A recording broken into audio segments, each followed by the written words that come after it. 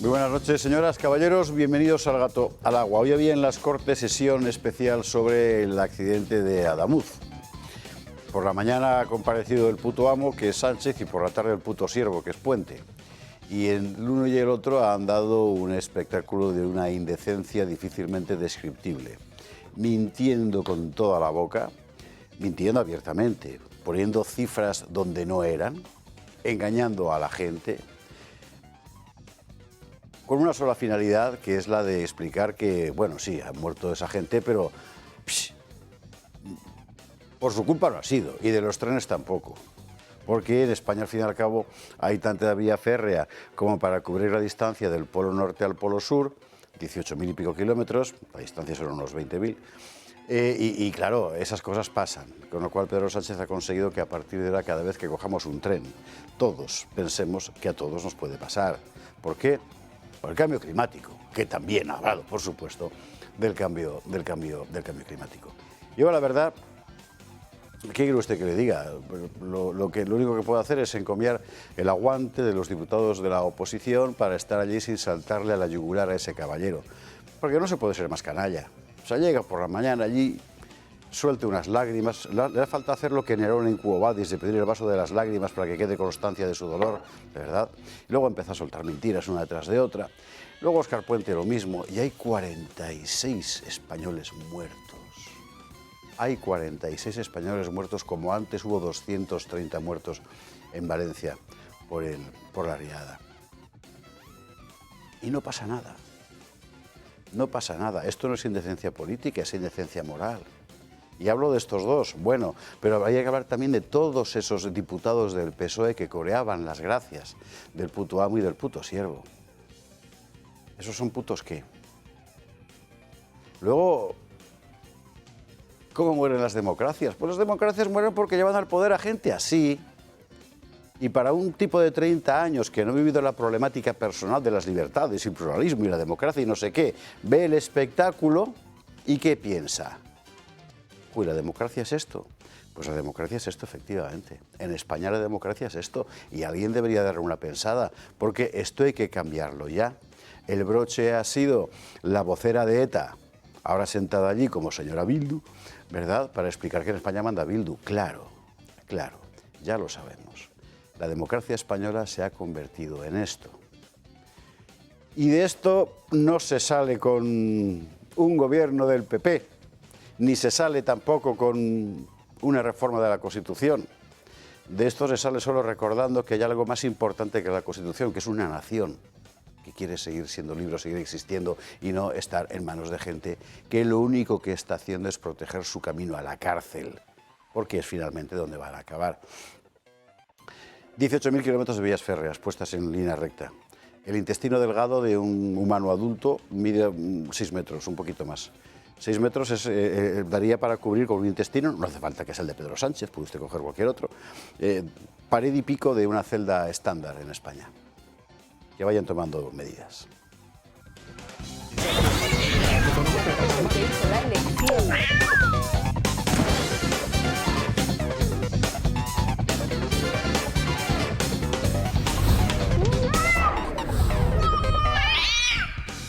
En fin, 21:48, 20:48 en las Islas Canarias. Hoy hablaremos mucho de trenes, claro, hablaremos mucho de las Cortes, por supuesto, y de más cosas. O sea, las últimas zapateradas de verdad son, en fin, titulares.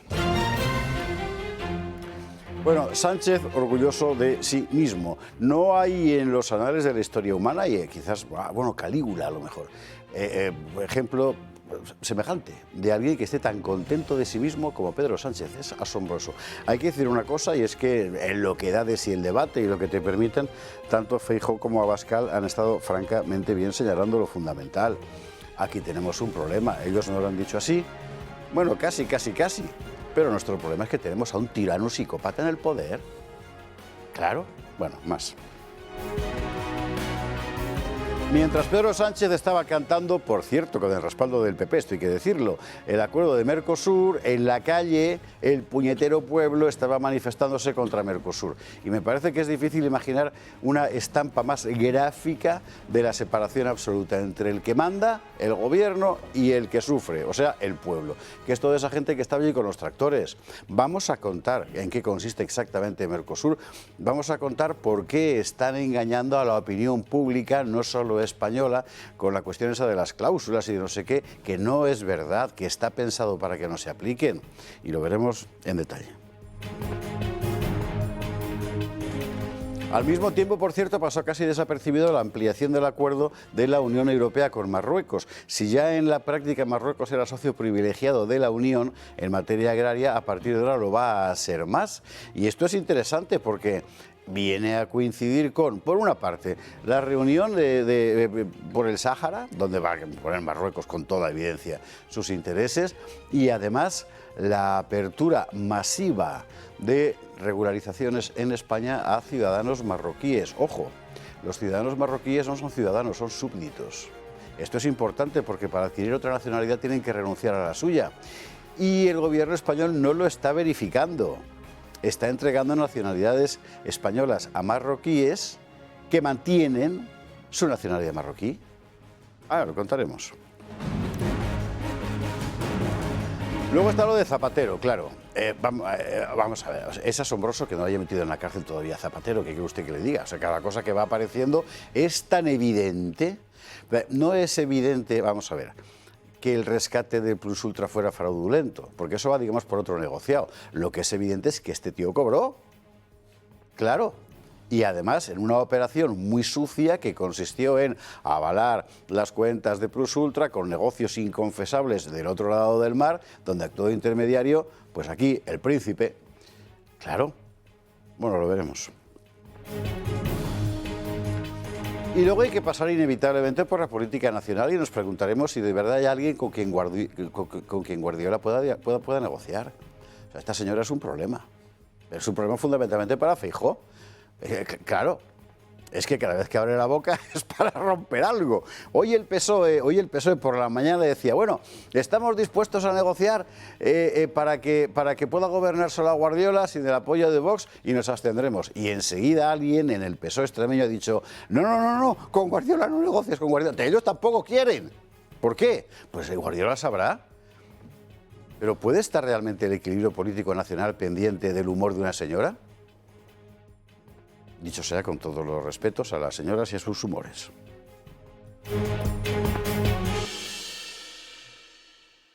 Bueno, veremos esto un poco más en detalle en compañía de nuestros contertulios de esta noche. Don Pedro Luis Pedrosa, ¿cómo está usted, joven? ¿Qué tal, José Javier? Buenas noches. Gracias por lo de joven. Ya, bueno, era una mentira piadosa, o sea, tampoco... Más joven. Oye, ¿sabes qué me llama la atención? ¿Sabes que hay algo que yo he insistido aquí en reiteradas oportunidades? Y hoy amanecemos con el titular de que ese tótem sacrosanto de la democracia española que algunos tienen en un altar llamado Felipe González manifiesta que sí, claro, no está de acuerdo con lo que hace Sánchez y que si hay elecciones él votaría en blanco. Que afirma lo que yo he dicho acá, que este problema no empezó con Zapatero. O sea, González no dice que votará al PP o que votará a Vox, él dice que votará en blanco porque lo que está haciendo Sánchez es lo que él quisiera hacer, pero lo está haciendo Sánchez y como lo está haciendo Sánchez lo hace muy mal, entonces no puede votar por otra cosa. A ver si terminan de enterarse que este país se empezó a joder, y me disculpan que estamos empezando, fue con el subnormal ese de González, al cual medio país le tiene montado en un altar, y no voy a decir la frase que utilizan ustedes porque todavía no entramos, todavía hay niños frente al televisor. Pero esto comenzó con González, lo lograron. A España no la va a conocer ni la madre que la parió, pues ahí la tienen. Eso fue Alfonso Guerra. Yo sé, pero era ministro de Felipe. Era su número 2. Pedro, bienvenido, buenas noches. Lo de joder en realidad es una cita erudita. Es una mención a Mario Vargas Llosa y al Perú. O sea que tampoco hay que... tira las patas por alto.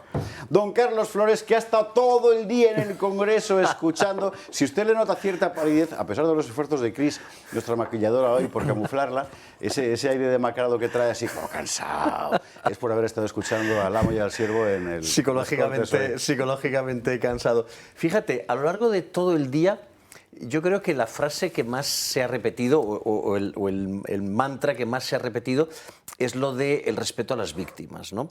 Por supuesto, Feijóo ha acusado a Sánchez, Sánchez ha acusado a Feijóo, Abascal ha acusado a Sánchez, Sánchez ha acusado a Abascal de faltarle al respeto a las víctimas.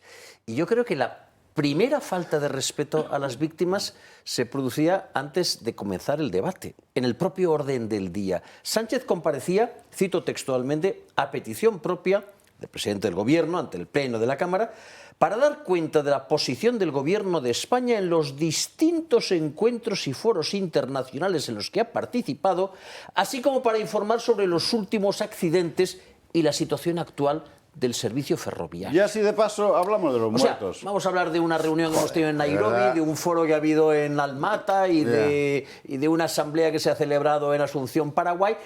Y ya si eso de un problema que tuvimos, de los últimos accidentes, un problema que tuvimos en un pueblo de Córdoba. El primer insulto estaba ahí, en mezclar una cosa con la otra. Asuntos que tendrán mucha importancia, pero tienen tanta importancia que los pones en otro momento y en otro lugar, con este asunto que tiene, pues eso, 46 muertos de importancia. A partir de ahí, cualquier cosa que me cuentes ya me parecerá leve, porque, repito, la primera, falta de respeto a las víctimas y a sus herederos, a sus sucesores, a sus amigos, a sus familiares, la ponía el presidente del Gobierno colocándolas a modo de teloneras de otros asuntos que, con perdón, no tienen ni de lejos esa relevancia. ¿Y qué tal has acabado? Bueno, ahora lo comprobaréis a lo largo del programa, luego chequeas las opiniones de la audiencia. Carlos, bienvenido, buenas noches. Don Óscar Rivas, ¿cómo estás? Pues encantado de estar aquí una vez más. Nos va a dar pena eso de ser diputado al final, a los que no lo somos. Hay cosas que no están pagadas, ya te lo digo yo. hay flecos del trabajo que no están pagados. Quisiera tomar el guante de mi amigo Pedro, porque en efecto Felipe González no era un santo, y aquí nadie lo va a santificar, desde luego, ¿no? En este mismo foro hace unos días comentábamos que el PSOE ha sufrido un proceso evolutivo y que puede ser una evolución natural. Eso ya sería otro análisis. No era un santo, es decir, de hecho en aquellos tiempos se hablaba de que aspiraba a ser lo que era el PRI, un partido que gobernó 80 años México, pero no era esto. Y para mí hay una delgada línea roja que no es tan delgada, y es cuando Zapatero empieza a patear el tablero a propósito de ETA, cuando empieza a decir que Otegi es un hombre de paz y cambia por completo el recuento parlamentario. Eso para mí, Pedro, es un salto cualitativo, y para mí eso significa que sigue habiendo una diferencia importante entre Felipe González y Zapatero, más allá de que podamos pensar, oye, con todo lo que está haciendo tu partido y votas en blanco, por supuesto que sí. ¿Y por qué no has hecho más con la influencia que has tenido? No ahora, sino cuando llegó este psicópata, como ha dicho Esparza, porque se le veía venir. El lobito enseñaba las patitas hace tiempo, ¿no? Pero no era esto, no era esto. Quizás porque necesitaba ese proceso evolutivo que ha tenido el PSOE y ahora un Felipe González, si gobernara, sería eso. Pero el que vimos no era eso. Hubo una lucha antiterrorista cutre, ridícula, que mucha gente aplaudió públicamente. Estos no luchan contra ETA. ¿Luchan contra España? Luchan contra España. Claro. Con ETA. Junto con ETA. Claro, ese es el matiz no diferencial. contra ETA, sino con ETA. Ese es el matiz diferencial, claro, que para mí, y creo que para mucha gente, es importante, Pedro. Luego veremos hoy efectivamente cómo se chuleaba a ETA en las Cortes. Y aquí mandamos nosotros. Es verdad. Mandan ellos, claro.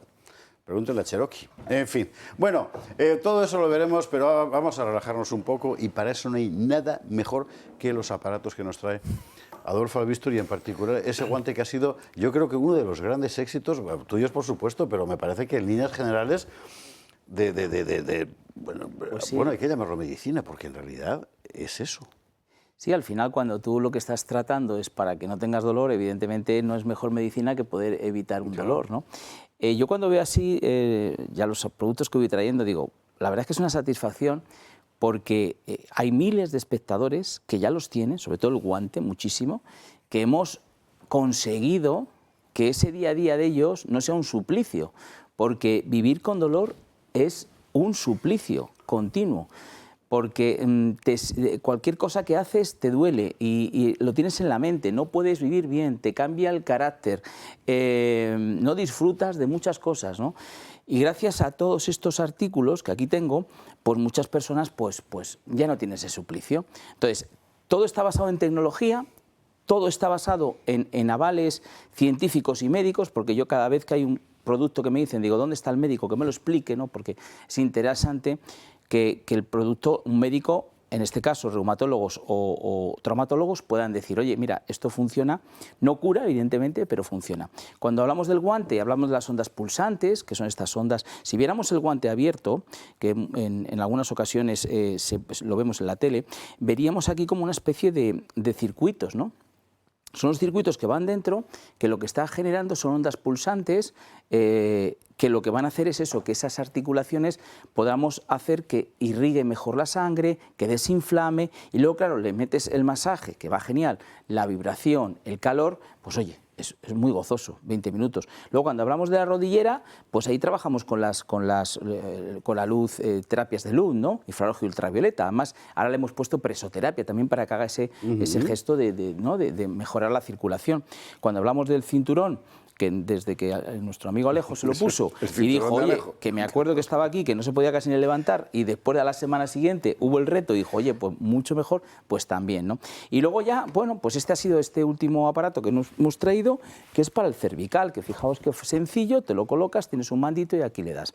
Los dolores cervicales, aquí trabajamos con TENS, trabajamos con magnetoterapia, trabajamos con infrarrojo, trabajamos con masaje, vibración, porque es verdad que la cervical afecta a muchísimas personas y no solamente afecta a la zona cervical, sino también a dolores de cabeza. Así que con todo esto lo que estamos consiguiendo es eso, aliviar, mejorar la vida de las personas sin curarlas, pero bueno, pues ahí estamos para que ese día a día pues sea mucho más agradable. Yo creo que eso precisamente es parte del éxito, especialmente del guante, porque todo el mundo sabe que efectivamente no se puede curar. Las otras cuestiones, bueno, la artrosis no se puede curar. Ya. Las otras cosas, al final, ¿cómo decir? Si hay suerte, son temporales. Sí. Una lumbalgia o Sí, no sé qué. verdad. Pero la artrosis no. No, la artrosis claro, no. Y el gran hallazgo es encontrar algo que te permita vivir con ello, ¿no? Sin dolor. Claro. Sí. Esa es una de las cosas. Además es que, claro, las manos, por otras cosas, dices, bueno, pues me muevo menos, me estoy tranquilo, a ver si se me pasa, pero es que la mano no, que te queda otra, que todos los días estar moviéndolas. Y claro, cada vez que las mueves y te duele, pues es muy desagradable. ¿Quieres usted saber más? Pues 900-730-122. Recuerde, llame solo una vez, es suficiente. Si no se lo cogen, ellos le van a devolver la llamada y usted lo pregunta todo. Primero, si quiere el pack completo, también. Y lo pregunta y ellos se lo explican. Cómo funciona, pregunte también formas de financiación, el descuento que tiene por ser espectador del Toro Televisión y todas esas cosas. Y Esparza, yo querría 122. Si me permites, que, por favor, por lo menos probarlo. Si no fuera lo que tú crees, se devuelve y ya está, no pasa nada, pero probarlo, porque os puede mejorar mucho. Hay mucha gente, igual a mí no, esto igual tal, no seáis incrédulos, probarlo, oye, si os va bien, genial, y si nos va bien, pues no pasa nada, de verdad, ¿eh? Este fin de semana tenemos historias de nuestros médicos. Este fin de semana tenemos historias de nuestros médicos. Este fin de semana vamos a tener a una doctora que es maravillosa, que es una doctora que también trabaja la columna. La columna es una parte complicadita del cuerpo de tratar y de solucionar, y a la cual tenemos mucho miedo, pero bueno, nos va a quitar los miedos, la doctora Rosa Egea, y nos va a quitar los miedos de todo esto, porque la gente incluso muy mayor también os podéis operar de columna. Tan solo hay que ver qué circunstancias estamos y bueno, pues ahí la vamos a ver y lo vais a disfrutar seguro muchísimo. Adolfo, gracias mil. Nos vamos a la publicidad y a la vuelta nos iremos a ver lo que ha pasado hoy en las Cortes entre Nairobi y los trenes. De verdad que es que no se puede ser más. Ay, a la publi, venga, que me caliento.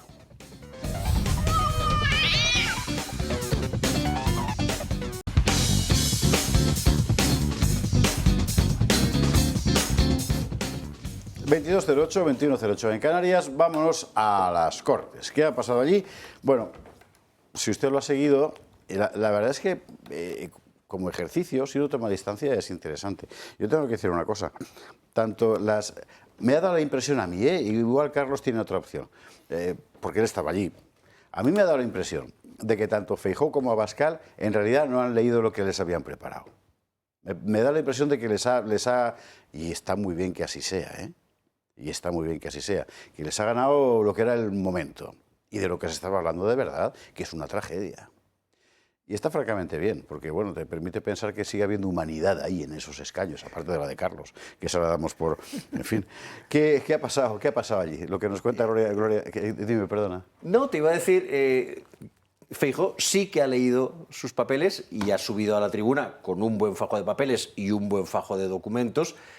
Abascal no ha leído los suyos porque Abascal nunca lee. Abascal lleva unas anotaciones manuscritas y a partir de ahí déjalo fluir. Gloria Sacristán nos hace un resumen. El accidente de Adamuz ha marcado la primera comparecencia de Pedro Sánchez desde 2026 en el Congreso. El presidente ha salido en defensa de Óscar Puente. Dice que la renovación integral de las vías no implica el cambio de todos los elementos de la infraestructura y asegura que no es cierto que la red ferroviaria española sea insegura. Es más, dice que es una de las mejores del mundo. No desinformar a la sociedad ni generar miedo diciendo que nuestro sistema ferroviario es decadente o inseguro, porque sencillamente eso no es cierto. Miren, el sistema ferroviario español no es perfecto, eso es evidente, tiene carencias significativas. Es que a pesar de los problemas que tenga el sistema ferroviario en nuestro país, nuestro sistema es uno de los mejores del mundo. Feijóo considera que el accidente de Adamuz era evitable y acusa a Pedro Sánchez de jugar a la ruleta rusa con la seguridad de los ciudadanos. Han jugado a la ruleta rusa con nuestra seguridad. Este era un accidente evitable, no una catástrofe imprevisible, y a lo que deberían haber venido es a pedir perdón y asumir las consecuencias. Abascal ha sido más contundente. El presidente de Vox asegura que el accidente de Adamuz fue un crimen y exige la dimisión de Pedro Sánchez. Que Adamuz fue un crimen y no solo un accidente, señorías. Un crimen que les pesará a ustedes en sus conciencias y del que espero que respondan ante los tribunales donde nosotros ya les hemos denunciado. Bueno, en realidad usted debía haber dimitido hace mucho tiempo. No sé qué hace sentado todavía en ese sillón. Pero Abascal también ha retratado a Sánchez después de que éste le preguntara por su sueldo. Señor Abascal, ¿cuánto recibe? ¿Cuánto gana usted? Vaya ahora mismo a la página web del Congreso y lo busca. Lo que le puedo decir es que recibo 0 en prostíbulos y 0 de lo que tenía que ir a las vías del tren. Los socios de Sánchez también han alzado el tono. Esquerra Republicana y Junts han aprovechado para cargar contra la gestión de los rodalíes. Los republicanos han acusado al gobierno de clasismo por financiar más el AVE que los rodalíes. De lo primero que es responsable, bueno, de perpetuar un modelo de infraestructuras y de inversión en infraestructuras profundamente clasista. Es que rodalías es una mierda. Mientras que Míriam Nogueras ha sido aún más clara y ha exigido a Sánchez que Renfe se vaya de Cataluña. Si a ustedes realmente les importaran un poco los ciudadanos de Cataluña, 1, el señor Puente ya habría dimitido y 2, rescindirían el contrato con Renfe e iniciarían el traspaso integral a los operadores fiables, Ferrocarrils de la Generalitat de Cataluña. De momento lo que tenemos es la diligencia de que se abre las acciones judiciales contra el gobierno. Le leo quién está personado. Manos Limpias, Justicia Europa, Vox, Hazte Oír, el Sindicato de Maquinistas Ferroviarios, el SEMAF, la Asociación Víctimas de los Políticos, Liberum y Alternativa Ferroviaria. Bueno, en tribunales está. Y a mí hay algo que me ha parecido particularmente insultante esta mañana y es la avalancha de cifras deliberadamente engañosas, como por ejemplo la de inversión en infraestructura ferroviaria, que es una magnitud tan elástica, ¿verdad?, que no cubre de lo que de verdad se tenía que estar hablando, que era de por qué se rompe una vía en un tren de alta velocidad, claro. Bueno, primero Pedro Sánchez y luego Óscar Puente, porque también ha comparecido. Ahora hablaremos Óscar de Puente en particular. Han invertido una buena parte de su tiempo en explicarnos que el gobierno socialista invierte mucho más en el mantenimiento de nuestras vías férreas de lo que lo hacía el Partido Popular. Claro, nos ha jodido, porque las vías férreas son ahora más antiguas de lo que lo eran hace 10 años cuando gobernaba el Partido Popular. Claro que tienes que invertir más. Si tienes más kilómetros, si el material es más antiguo, tienes que invertir más. El problema es que no se ha invertido lo suficiente. Hoy hemos asistido a un festival de gesticulaciones. El primero, el presidente del gobierno. Yo no sé qué es más molesto, si el tono plañidero que utilizaba cuando hablaba del accidente de Adamuz o el tono chulesco que utilizaba cuando hablaba de las remuneraciones o los salarios de Santiago Abascal.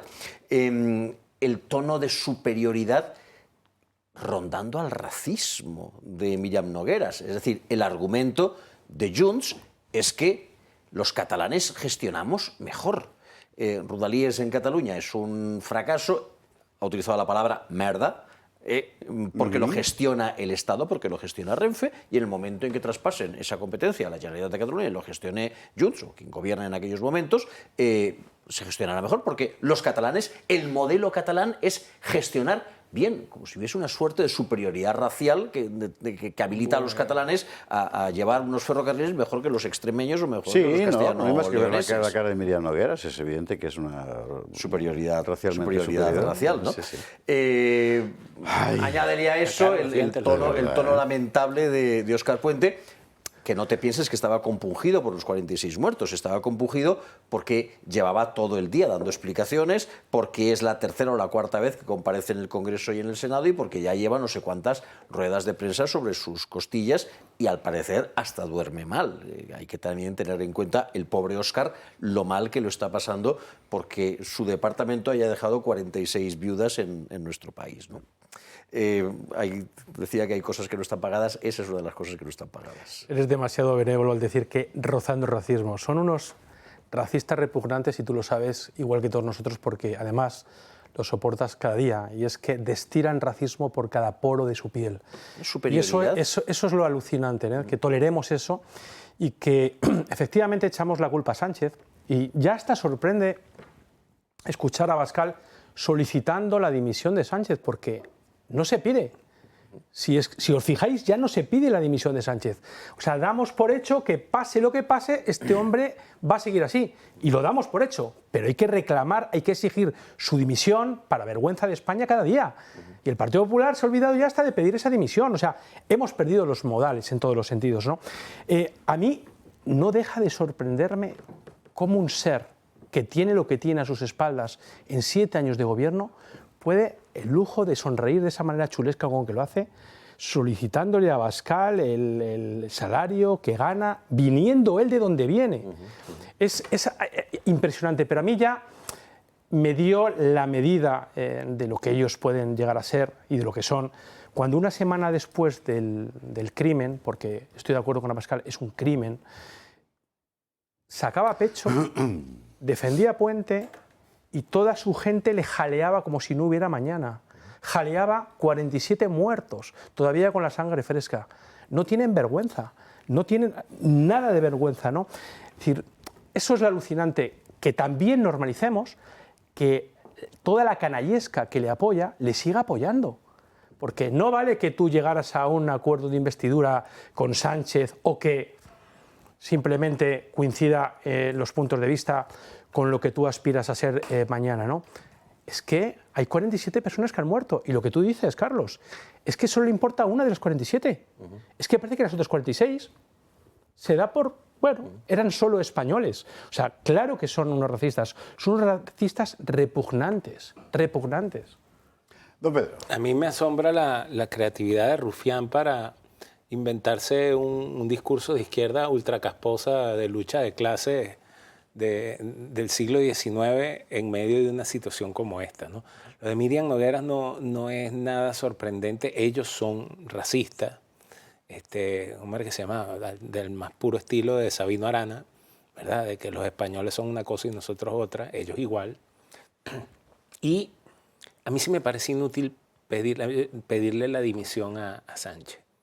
Yo cuando veía a Cuca Gamarra, no recuerdo porque han pasado tantas cosas, que no recuerdo en cuál de todas estas cosas Yo decía, y Cuca Gamarra, y el señor presidente debe dimitir.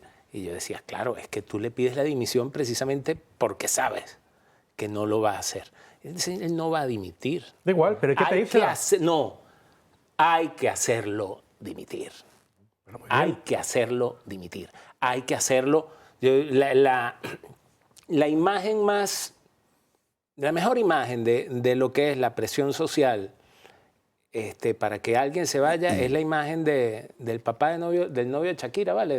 De la Rúa, en Argentina, el helicóptero levantándose por detrás de la Casa Rosada después de una jornada de protesta.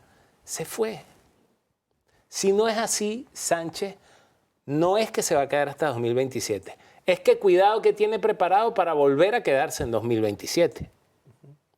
Pues fíjate, todo esto, una de las cosas que a mí más me indignan es obviamente el intento de utilización política de este desgraciado accidente, ¿no? ¿Quién utiliza políticamente este accidente? Lo utiliza en primer lugar, lo hemos dicho, Junts, que ha visto que se le abre el cielo. Junts viene reclamando desde hace años la transferencia de los ferrocarriles de cercanías a la Generalitat de Cataluña. Y esto se ha convertido en la gran oportunidad. Renfe no funciona porque hay un muerto, hay otros 45, pero nos importa solamente este, y por lo tanto necesitamos que hagan esa transferencia. Pero también lo hemos visto en Rufián y también lo hemos visto en Sumar. Rufián se ha salido con el argumento clasista, ¿no? El problema de fondo es una concepción clasista del transporte ferroviario. Perdón, ¿qué problema tienes en que lo que hace 20, 30 o 40 años, que era viajar de Valencia a Madrid, fuese una cosa exclusiva de la gente acomodada, ahora lo puedas hacer por 19 puñeteros euros? ¿Tienes un problema con que la clase trabajadora pueda viajar de Valencia a Madrid o de Madrid a Barcelona? Y luego la representante de Sumar, que ha acuñado esa frase para la historia de todo esto es consecuencia del cambio climático. Y el imperialismo fósil. Y hay que acabar con el fascismo. Y el imperialismo fósil. Me deja impresionado. El fascismo y el imperialismo fósil. El imperialismo fósil. Que no sé si es que piensan devolver a Franco a la tumba del Valle de los Caídos. Es un trilobites con corona de... O algo por el estilo. Es decir, la culpa la tiene el capitalismo. Señora, a ver, ¿sabe usted cuál es el principal país contaminante de largo en estos momentos del mundo entero? ¿Tiene usted alguna idea de lo que el socialismo contaminaba cuando el socialismo producía algo, luego ya dejó de producir demasiadas cosas? Ese tipo de argumentos ideológicos que no se sostienen de ninguna de las maneras, pues con 46 muertos sobre la mesa se sostienen todavía peor. Hombre, pero son vías de salida, ¿no? Para que ellos puedan... Sí, básicamente. Antes, Óscar, claro, perdón, es importante subrayarlo. Todas las cifras que ha dado Pedro Sánchez no es que sean falsas, es peor. Están puestas para responder a lo que no les tenía que... de lo que no tenía que responder. Las cifras de inversión que ha dado en infraestructuras, se han construido 800 kilómetros, creo, de vías en el último año. Claro que se ha invertido más en infraestructuras, pero no estábamos hablando de eso. Hablábamos de mantenimiento, y de mantenimiento han bajado en proporción con el kilometraje. Por otra parte, se está hablando de inversión programada, no ejecutada, y la ejecutada es muy baja. En fin, cosas que un gobernante normal no hace. Este se lo puede permitir porque sabe que su coro no le va a poner ningún pero. En fin, bueno, ya. Sí, pero que esa es otra cuestión, que además hemos normalizado la mentira, porque hace unos años se mentía y se ponía en evidencia el que mentía. Y como se mentía más que en Inglaterra, me acuerdo que se ponía siempre como ejemplo Gran Bretaña, allí ni siquiera mienten, pero ya hemos normalizado también la mentira. Y lo que tú decías, Carlos, es normal. Ellos lo que están haciendo es justificar con argumentos vacuos, vacíos, que no tienen ningún sentido y que no invitan a debate, que están apoyando a aquellos que de una u otra manera han consentido y siguen encubriendo un crimen que ha sucedido hace 14 días. Y lo que tú decías, efectivamente, hay que hacerlo dimitir, pero la retórica es importante. Y la retórica suele ser la antesala a la aplicación de la política. Totalmente. Entonces, si queremos que dimita, hay que hacerlo dimitir, pero hay que decirlo, porque hay que decirle a la gente que no es normal que este tío, que este psicópata, esté en el gobierno, habiendo pasado lo que ha sucedido, no ahora, sino en los 7 años que lleva de gobierno. ¿Comprendes? Es decir, sé a dónde quieres ir, pero la retórica es importante. Como digo, es el preludio de la política que tú quieres aplicar. Te entiendo, ¿no? Lo que es para alucinar es que, ¿sabes? Hay tres fenómenos acá, ¿no? O sea, la gente empieza con la catarsis verbal, ¿no? Twitter, Instagram y tal, Sánchez, hijo de puta, ta. Después entonces viene y eso creo que yo lo describo más o menos en un artículo, hay que hacer algo, pero es que es tan grave que alguien más lo va a hacer. Entonces, yo no necesito hacer nada. Ya yo me desahogué. Ya. Y luego viene el tema de la disonancia cognitiva, que es que, ¿para qué voy a salir a protestar si igual se van a quedar ahí? Entonces, ¿por qué su victoria? Si tú no das la batalla, ganan. Claro, pero nosotros mismos hemos creado un mecanismo,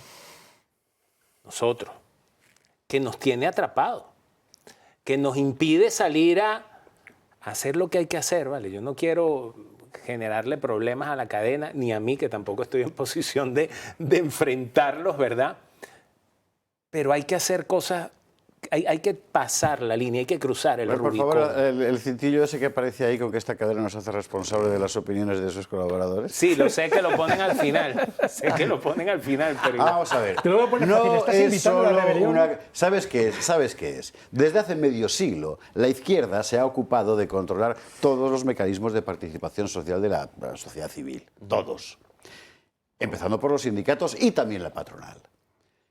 No ha habido huelga de ferroviarios porque el gobierno ha llegado a un acuerdo con uno de los sindicatos. Claro. A otro lo ha excluido y le ha puesto a los laos en la negociación a comisiones y a UGT, que son en este momento los sindicatos amarillos del gobierno convertido en puñetero patrón. Totalmente. Y han tragado. Entonces, los con maquinistas... la cosa de más inversión. Y tienes a los gobiernos autonómicos de derechas o de izquierdas por pura inercia pagando a esos sindicatos. Y todo así, en todos los órdenes, mediático, cultural, pero 62 millones, ¿no? Para el separatismo catalán, a los sindicatos, etcétera. Y eso es algo que hay que cambiar saltando de la vía. Hay que saltar de eso. O sea, si no tenemos sindicatos, pues habrá que crear otros. Si no tenemos grupos de choque, pues habrá que crear una escuela de activistas. Habrá que organizarlos con asociaciones de vecinos. Yo no sé cómo carajo, pero hay que hacer cosas fuera de esa estructura existente que verdaderamente salgan y que le den en los morros. Ahí hay unas imágenes de hoy, de unos marihuaneros ponque ahí en Barcelona, escupiéndole a una señora que está en una carpa, en un punto de información de Vox. A ese tipo, me perdonan, soy responsable, a ese tipo había que sonarle la jeta y sentarlo de culo de una vez, porque ya basta, porque ellos actúan así. Me perdonan, José Javier, ellos actúan así porque la suma de vectores, ¿verdad? De A a B, un vector queda neutralizado con un vector de B a A de igual o mayor magnitud. Y ellos actúan así porque saben que nunca van a conseguir una fuerza parecida a la de ellos, pero en sentido contrario. Ellos nos quieren siempre muy decentes. La están consiguiendo. Ellos nos quieren... No, ya va, Carlos, déjame terminar. Y el nivel de preocupación que hay en el gobierno y en sus socios es elevadísimo. Es decir, son perfectamente conscientes de que han perdido el control de la juventud, de que han perdido el control de las redes sociales, de que están perdiendo el control de ciertos medios de comunicación, de que la intelectualidad ya no mueve una mosca del rabo.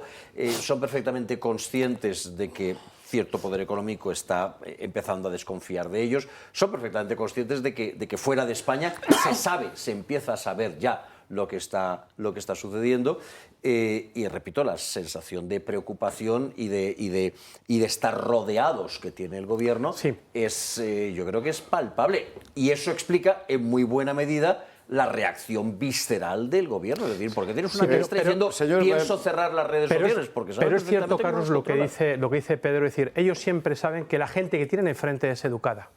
Y lo digo en el sentido más amplio del término. Estaba escuchando a Pedro y estaba recordando dónde nació el éxito de Milei, o uno de los grandes éxitos de Milei.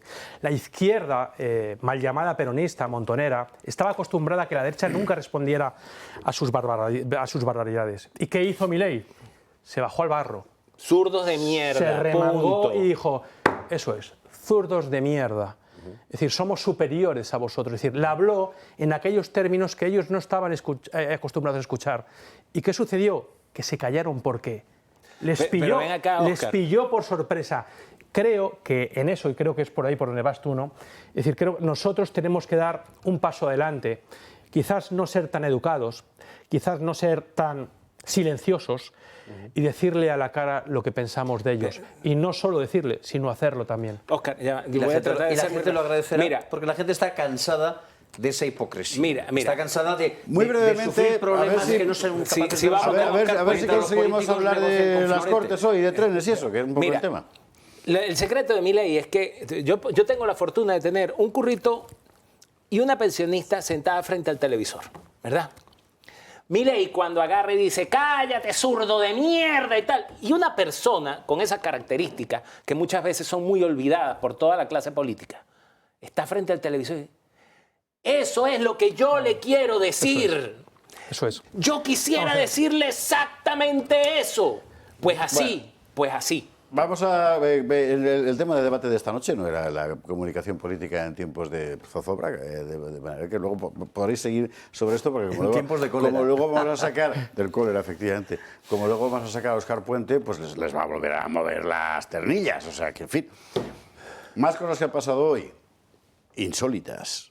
Pedro Sánchez denunciando a los medios de comunicación en el atril del Congreso. ¿Por qué? Pues porque cuentan las cosas que no es lo que el gobierno dice. Esto yo creo que solo ha pasado en la Venezuela de Maduro. De verdad, yo no me imagino a Xi Jinping denunciando lo mal que le trata el Chronicle de Hong Kong. O sea, es que no. Lo ha hecho así. Pedrito. Es que este patrón habitual de desinformación, de generar odio, de bulos, de tratar de dividir a la sociedad, es algo que ya replica el Partido Popular sin ningún tipo de escrúpulo, ¿no? Porque la señora Esther Muñoz, Ana Vázquez, Miguel Tellado, Elías Bendodo, Rafael Hernando, Cayetana Álvarez de Toledo replicaron y reprodujeron los mismos bulos que hizo la ultraderecha durante esas horas tan aciagas. Ahí están sus tuits, dan lecciones de democracia, pero en realidad operan con el mismo registro que Iker Jiménez. Señora Abascal, es muy triste porque incluso Iker Jiménez tiene audiencia. Hay gente que está dispuesto a creer cualquier cosa, pero yo espero que haya una mayoría de españoles y españolas que, por supuesto, rechace. Claro, por eso quiere cerrarlo todo, para las redes sociales y los medios, lo que haga falta. Lo asombroso es que todo esto lo dice después de haber soltado todos los bulos que se le han ocurrido, porque la desinformación gubernamental es un puñetero bulo desde el principio. Y yo quiero recordar aquí lo que fueron las versiones iniciales del gobierno sobre la tragedia de Adamuz, que es una cosa tremendamente extraña. Que sí, claro, hombre. Bueno, pero ahí estamos. Es interesante porque él va a... Vamos a ver, usted recuerde que este tipo llegó diciendo que iba a hacer un muro, ¿no? Él y la verdad, y luego el fascismo. Lo que es muy impresionante es ver cómo su muro se va estrechando, ¿verdad? Se va estrechando en torno a Sánchez. Es cada vez más pequeño, ya no es un muro, es una torrecica, es una almenara, es un minarete ahora con tanto aquí. Y el resto no, claro. Pedro Sánchez hablando de bulos. Pedro Sánchez hablando de bulos, habría que reproducir esa viñeta de Puebla en la que parecía Pinocho inclinándose ante él y diciendo maestro, sí, ¿no?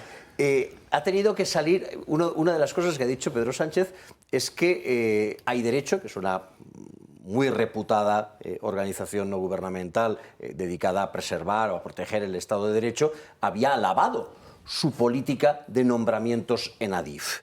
Y ha tenido que salir Hay Derecho para decir, no, señor presidente, no. El artículo que usted cita, que además lo cita con página y todo, se refería al anterior presidente de Adif, que era un profesional, no al actual presidente de Adif, que es un político. Y no se preocupe que ya estamos preparando la siguiente edición de nuestro baremo, que se llama el dedómetro, y ahí le vamos a dar cera al actual presidente de Adif.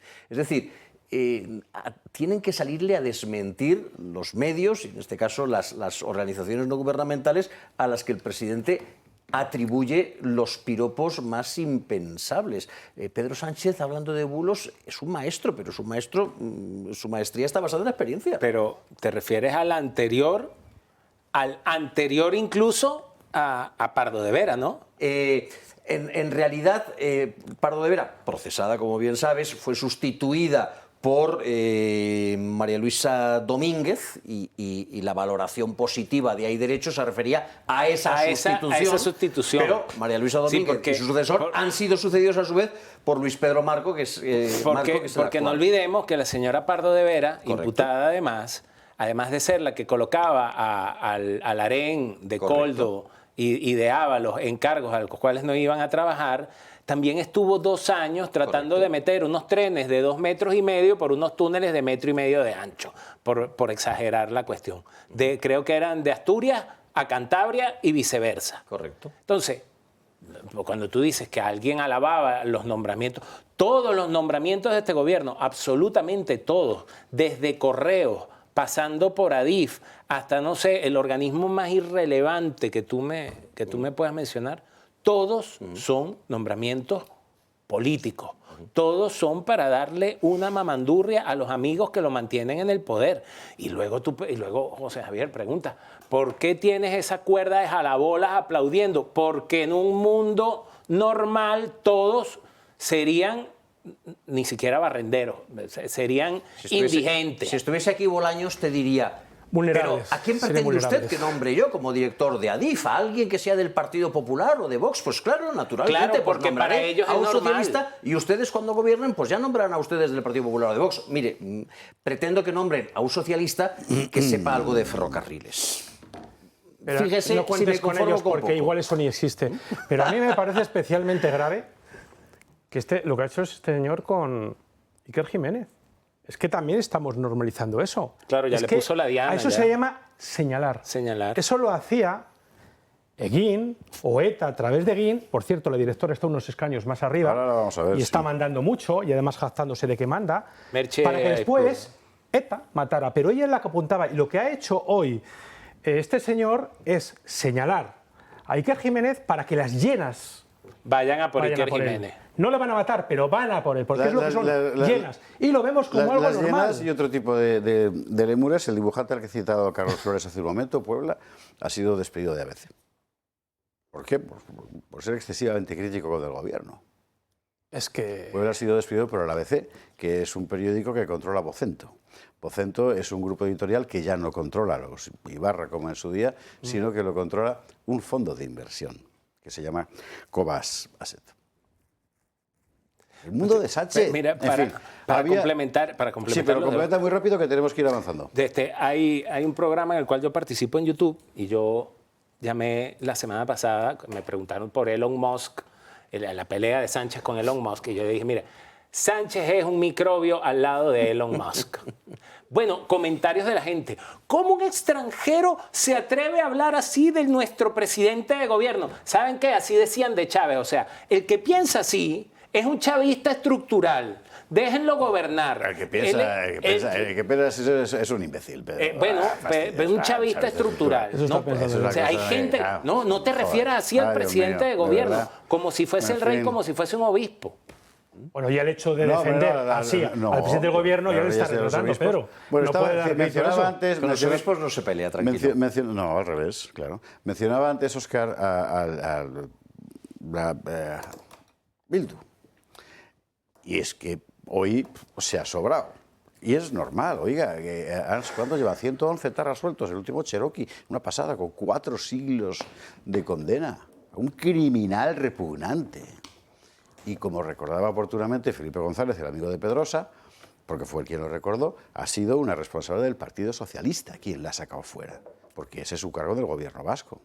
Bueno, claro que manda ETA, por supuesto, y ahí salía Merche Izpurua, para dejarlo clarísimo, es esto. Euskal Herria Bildu seguirá trabajando por esto, para seguir defendiendo un muro contra el fascismo, para seguir defendiendo los derechos y libertades de nuestro país, Euskal Herria y su gente, y para seguir aportando todas las conquistas de derecho que podamos también a las clases trabajadoras de este Estado y sus pueblos. porque, como bien ha dicho la señora Ayuso, en una inusual capacidad para hacer un análisis certero, hoy un escaño de Bildu manda más que el principal partido del Congreso. Exacto. Ustedes, señorías del Partido Popular, no mandan nada. Son irrelevantes y así seguirá siendo mientras eso dependa de nosotros. Y al próximo menguado que me diga es que hay que respetar el Estado de Derecho y la democracia, que se vaya a vivir allí un poquito con esta gente. Te ha faltado añadir la cita de "y nosotros sabemos cómo parar a la ultraderecha". Sí, pero eso me lo han cortado sin tal. Pues matándola, supongo a mí me que entró un sudor frío en la nuca, efectivamente. Cuando matándola, porque no se ¿y nosotros sabemos cómo parar a la ultraderecha? Sí, nosotros sabemos cómo parasteis a lo que vosotros, evidentemente, llamasteis a la ultraderecha, que era cualquier español mínimamente bien nacido.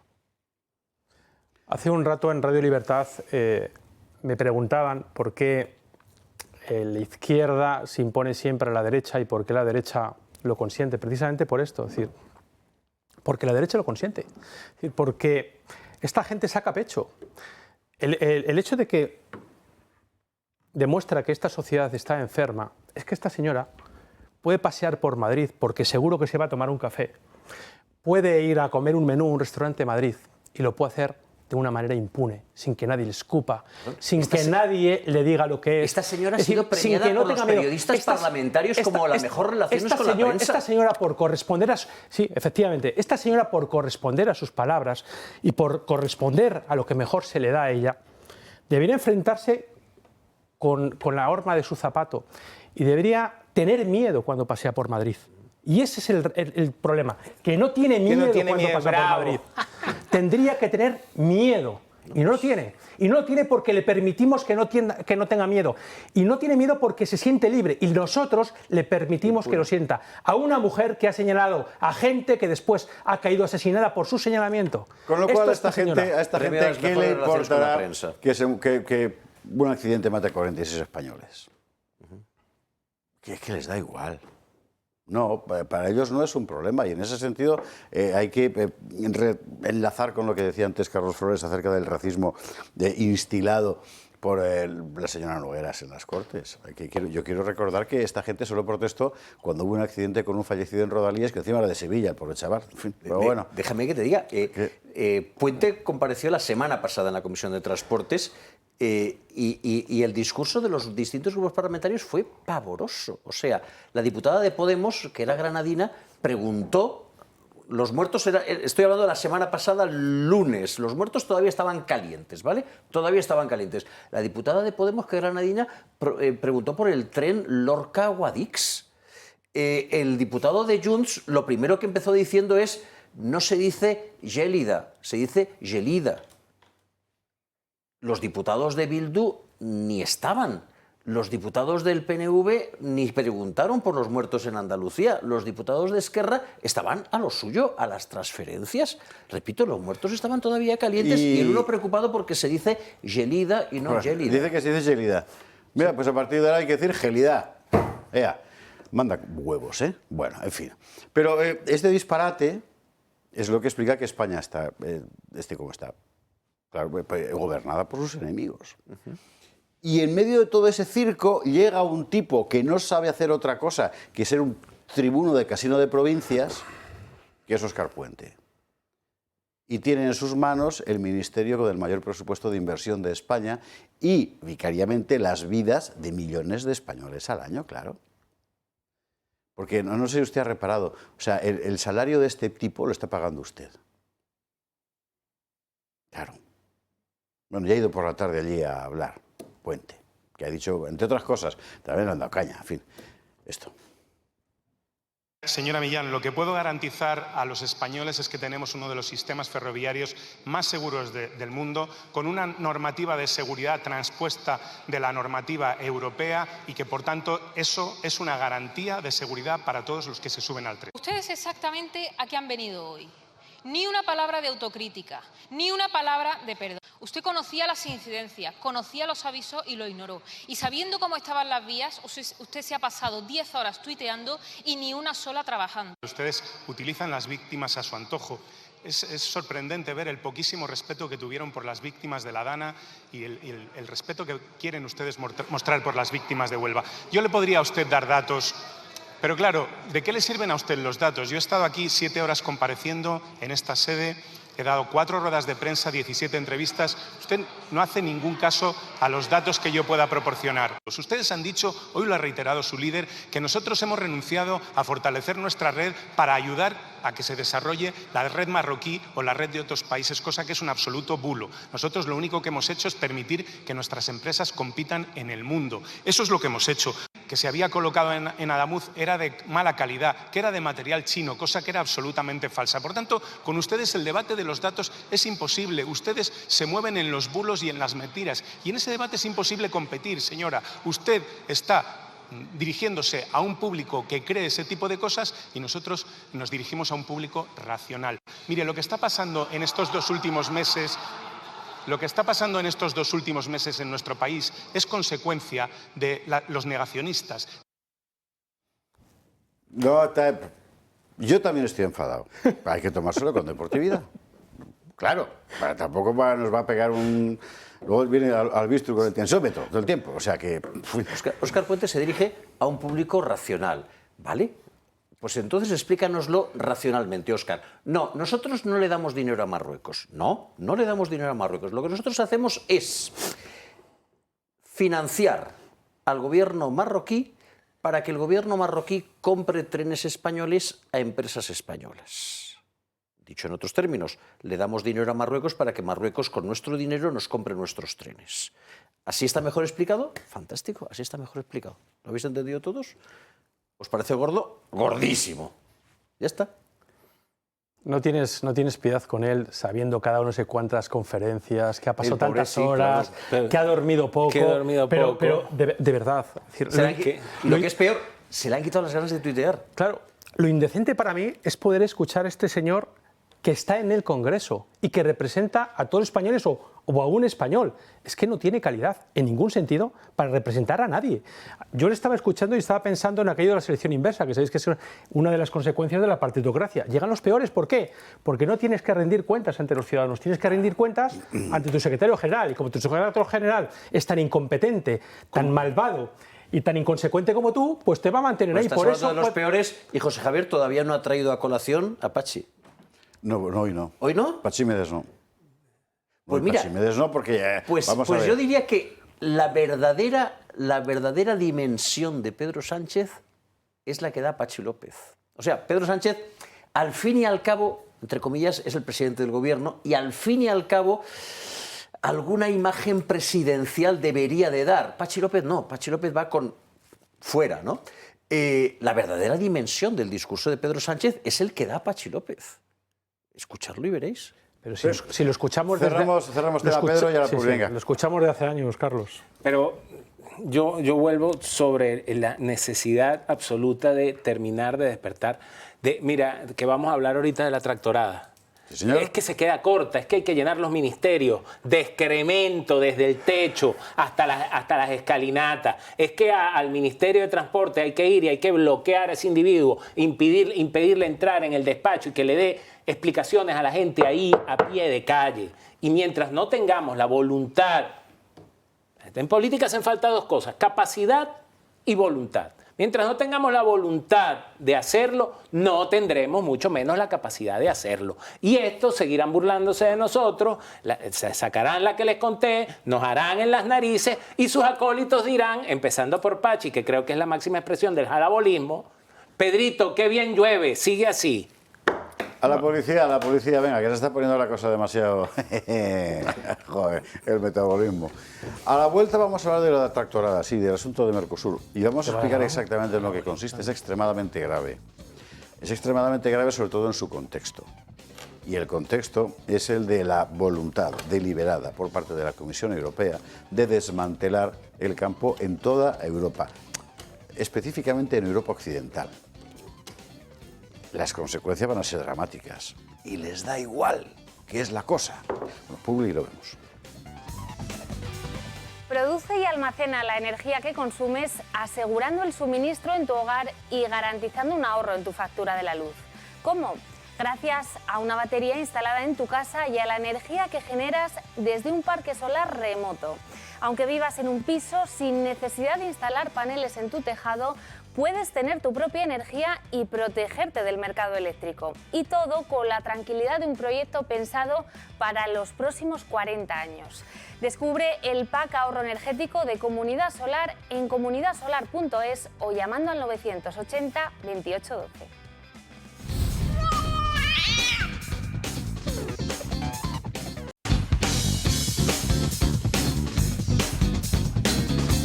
...22:53, 21:53 en Canarias. Vamos con la cuestión de Mercosur y con la tractorada que hoy ha llenado Madrid hasta hace relativamente pocas horas, porque todavía había por la Gran Vía tractores circulando.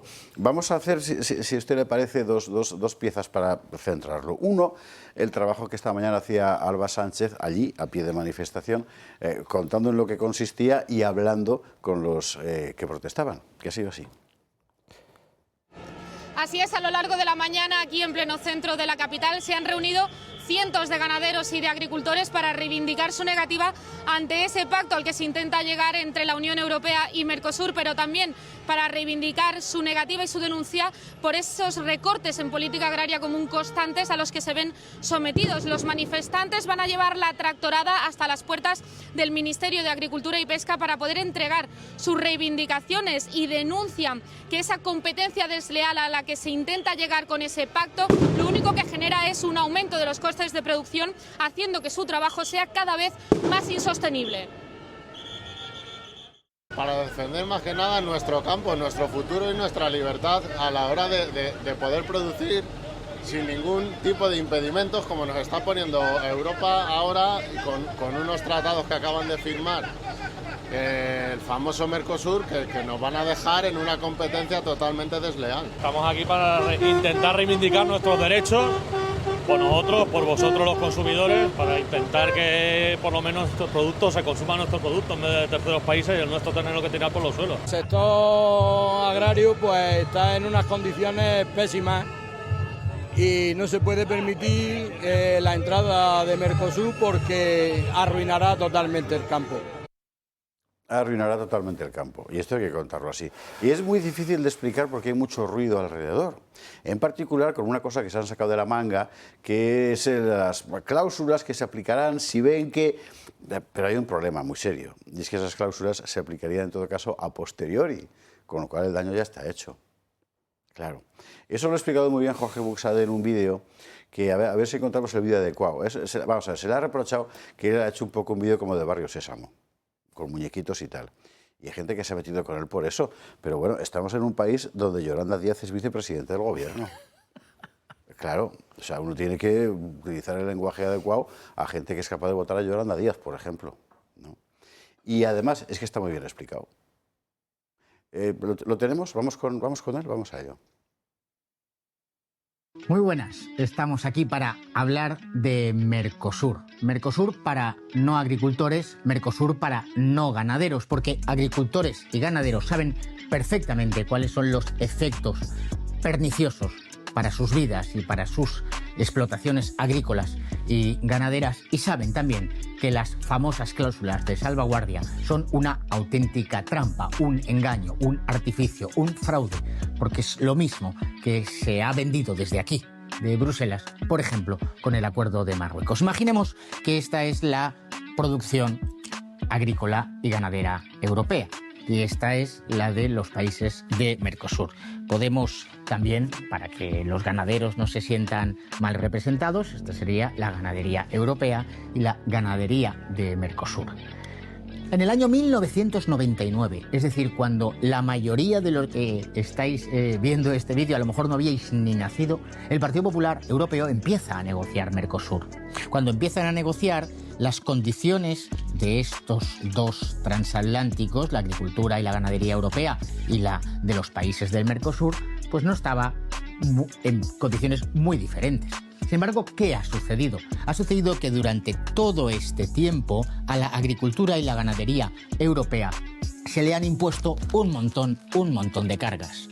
Se le han impuesto cargas laborales, se le han impuesto cargas en materia de seguridad social, se le han impuesto cargas en materia de cumplimiento normativo, protección de datos, prevención de riesgos laborales, normas municipales, normas autonómicas, normas nacionales.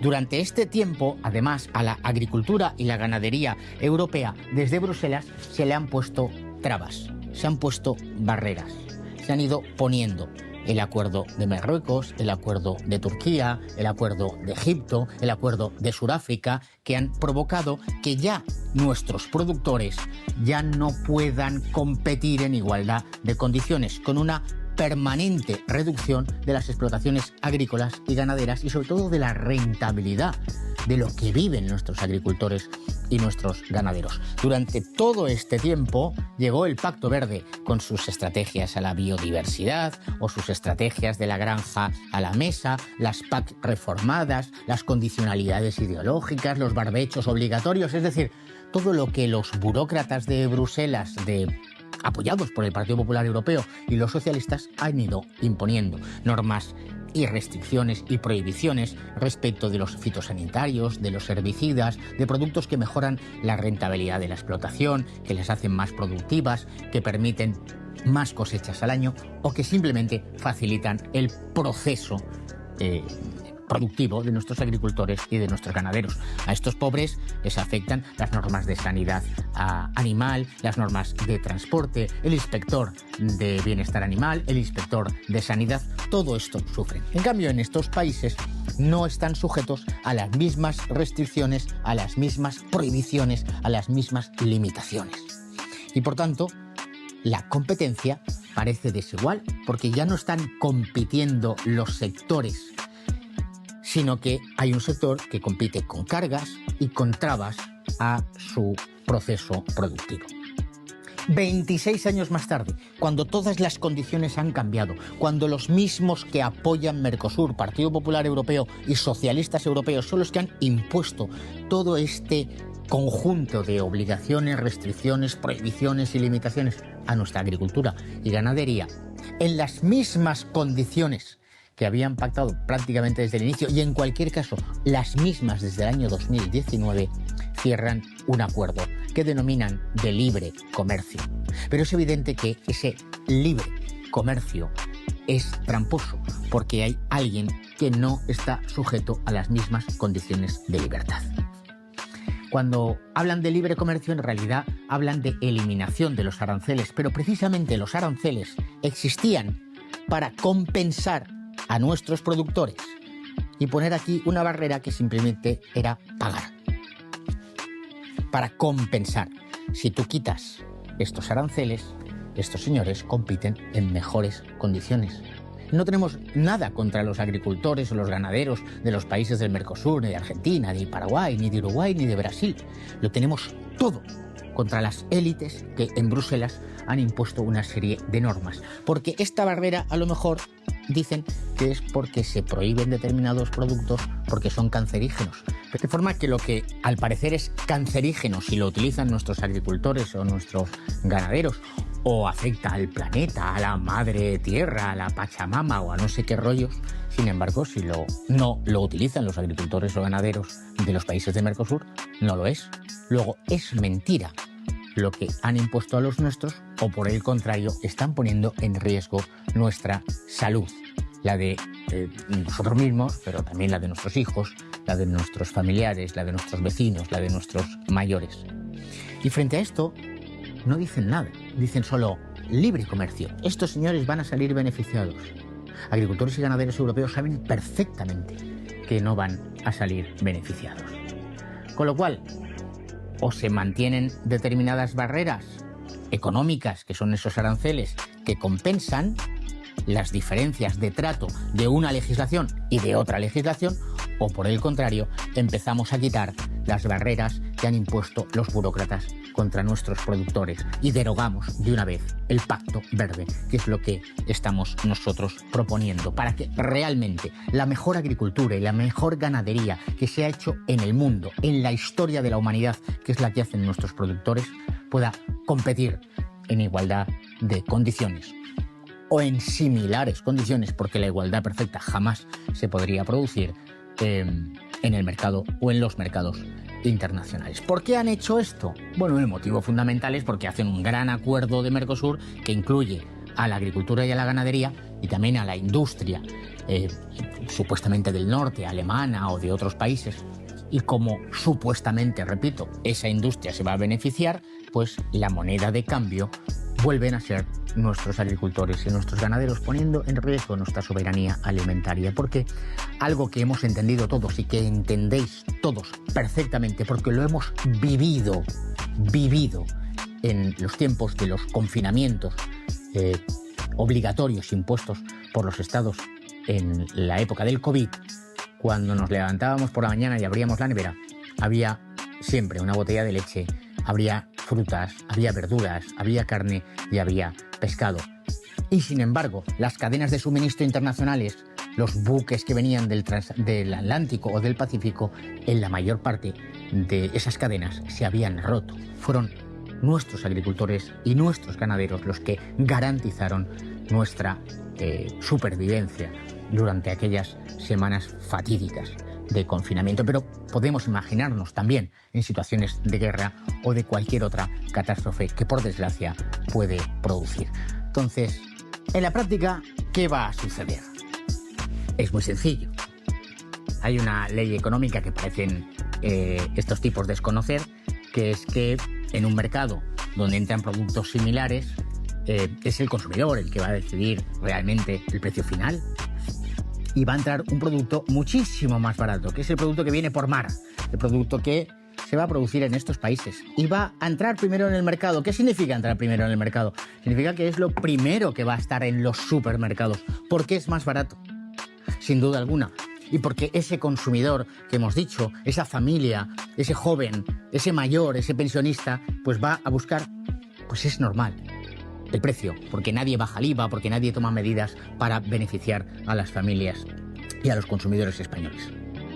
Pero claro, esta es la producción europea, esta es la producción española, que va a querer entrar también aquí, al mercado, a los supermercados, podría decir un montón de nombres de marcas de supermercados. Podríamos decir Mercadona, Lidl, Carrefour, ¿no? Todos, donde vamos a comprar. O incluso el pequeño comercio, que primero va a adquirir esto que es más barato y sabe que lo va a vender antes. Y entonces va a entrar la producción española y francesa y europea, y entonces van a intentar vender, intentarán bajar los precios, eso les hará perder dinero, quizá ya no ganarán todo lo que ganan.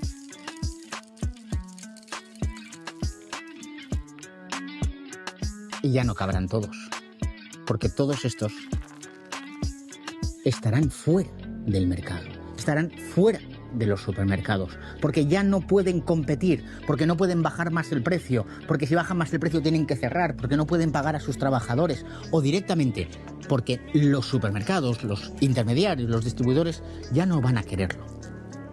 Y todos estos van a ser los que pierden en este proceso. Y ahí van a estar muchos agricultores y muchos ganaderos españoles, como franceses, como húngaros, como polacos. ¿Quién se preocupa de ellos? Dice el Partido Popular que va aplicando unas cláusulas de salvaguardia, pero si vais el reglamento de las cláusulas de salvaguardia, dice que se va a poner en marcha cuando suceda esto. Es decir, cuando el mercado se haya desbordado. Dice, para aplicar las cláusulas de salvaguardia necesitamos que se produzca un daño serio y grave al sector productivo europeo. Esto es, pero un daño serio y grave para los burócratas es simplemente un dato estadístico, pero para los agricultores y los ganaderos es el cierre de una empresa o la venta de una empresa a un pez más gordo que te coma y que pueda competir en ese mercado. Esta es la realidad y esto es lo que nosotros queremos defender, la justicia y los derechos de nuestros productores.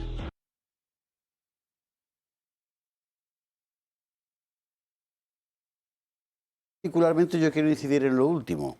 la cuestión de las cláusulas de salvaguardia, que por otra parte el responsable iberoamericano de Mercosur ha dicho que no se van a aplicar. Bueno, y digamos que Bruselas impone que se apliquen, pero se van a aplicar después.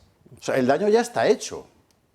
Entonces, pues mira, había que explicarlo y me parece que está bien explicado. Yo no sé si voy a ser tan didáctica como Jorge Buxadé, no me he traído ni los caballitos ni las vaquitas, pero yo diría que lo de las cláusulas de salvaguardia es algo tan absurdo como si yo te dijese, mira, te voy a pegar una puñalada, pero no te preocupes, que luego te pongo una tirita y te suturo. Sí, te quedas igual. Tú dirías, hombre, no exactamente, no exactamente.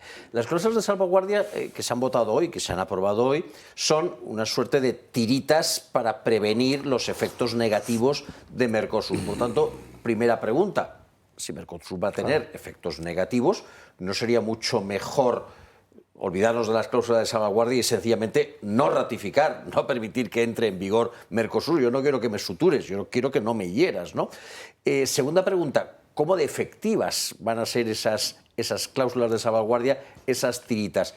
Pues relativamente. En primer lugar, porque para que entren en funcionamiento las cláusulas de salvaguardia es necesario que se haya producido un perjuicio y que el perjuicio sea manifiesto, con lo cual ya empezamos mal. Empezamos con empresas que habrán cerrado, con empresas que habrán visto lesionados sus legítimos intereses comerciales y además con empresas que habrán sufrido un grave quebranto. En segundo lugar, esas cláusulas solamente se aplican si se valora debidamente el riesgo, por lo tanto tardarán en aplicarse y luego tienen una vigencia temporal determinada. No son cláusulas que van a existir siempre, sino que intentan compensar por los desajustes que aparezcan en la aplicación de Mercosur. Por lo tanto, tiene que haber un perjuicio, tardarán en aplicarse y no se van a aplicar de manera permanente. Si a eso le añadimos que los países de Mercosur ya han dicho eso no es cosa nuestra, nosotros no hemos firmado eso, ese asunto no va con nosotros, y añadimos adicionalmente que en otros casos, acuerdos comerciales con Marruecos, esas cláusulas de salvaguardia también estaban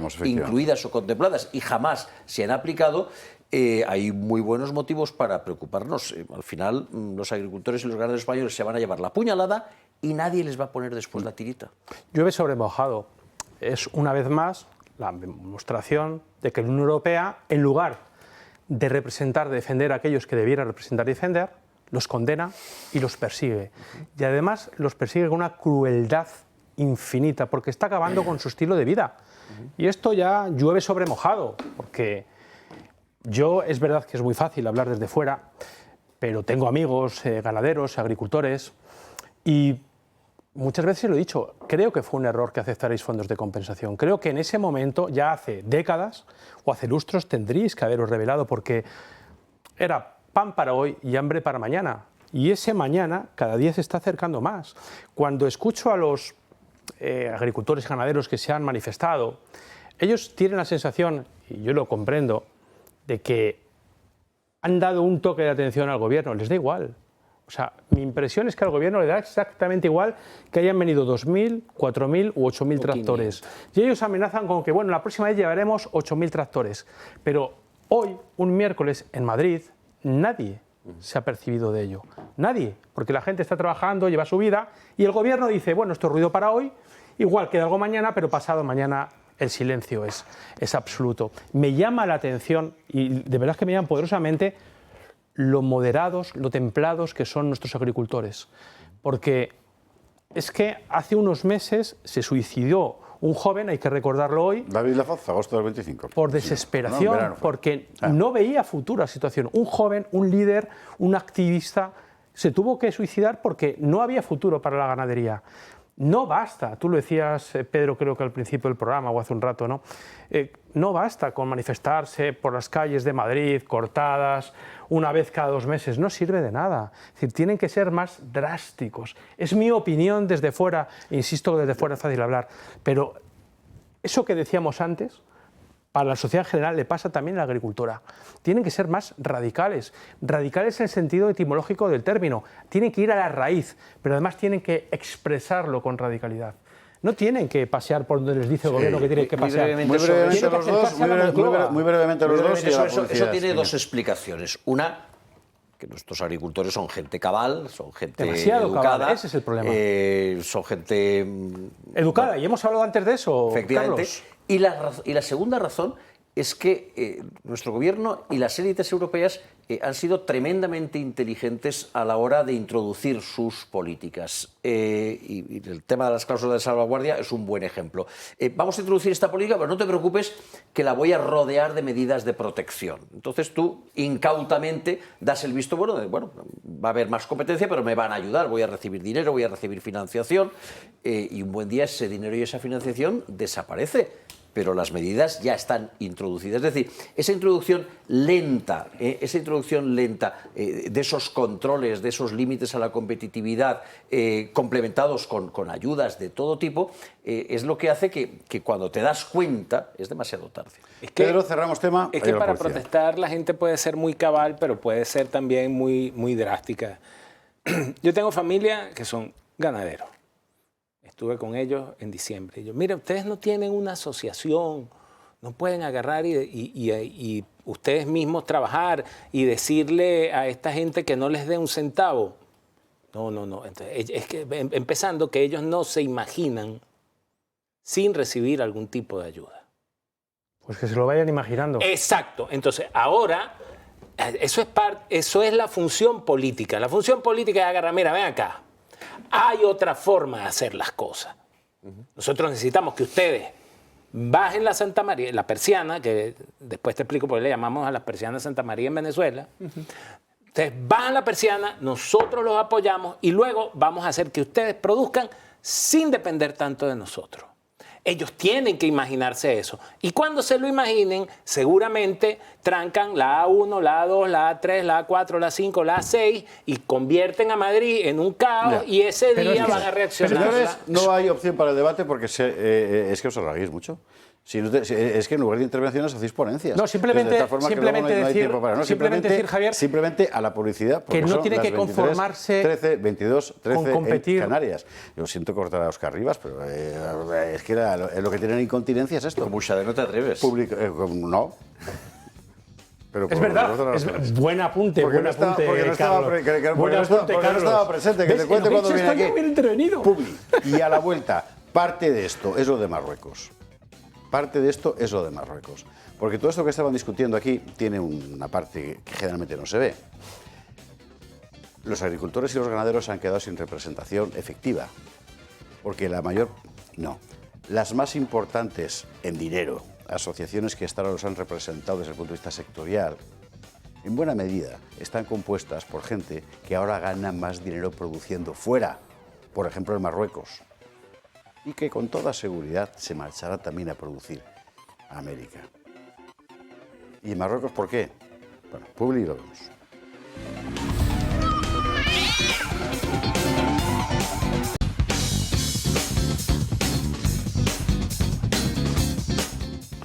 Perdóname usted que estoy leyendo una cosa que me acaba de pasar Yago Soler y que me tiene realmente asombrado. Pero la voy a compartir con usted, ¿eh?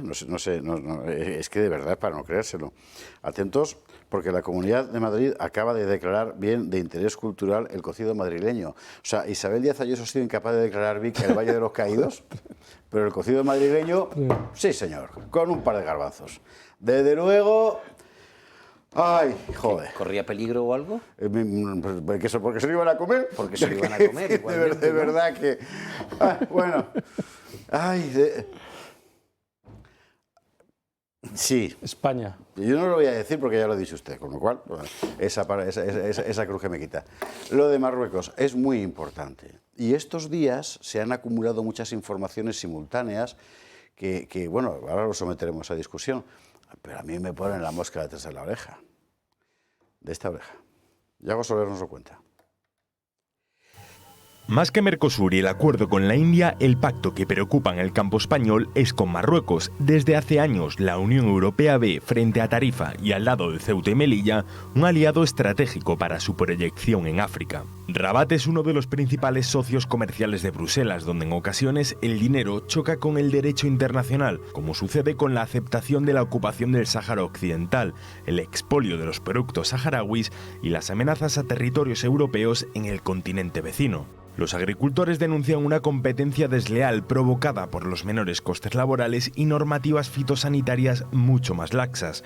En la última década, el tomate marroquí ha inundado España, con un aumento de la importación de casi el 300%.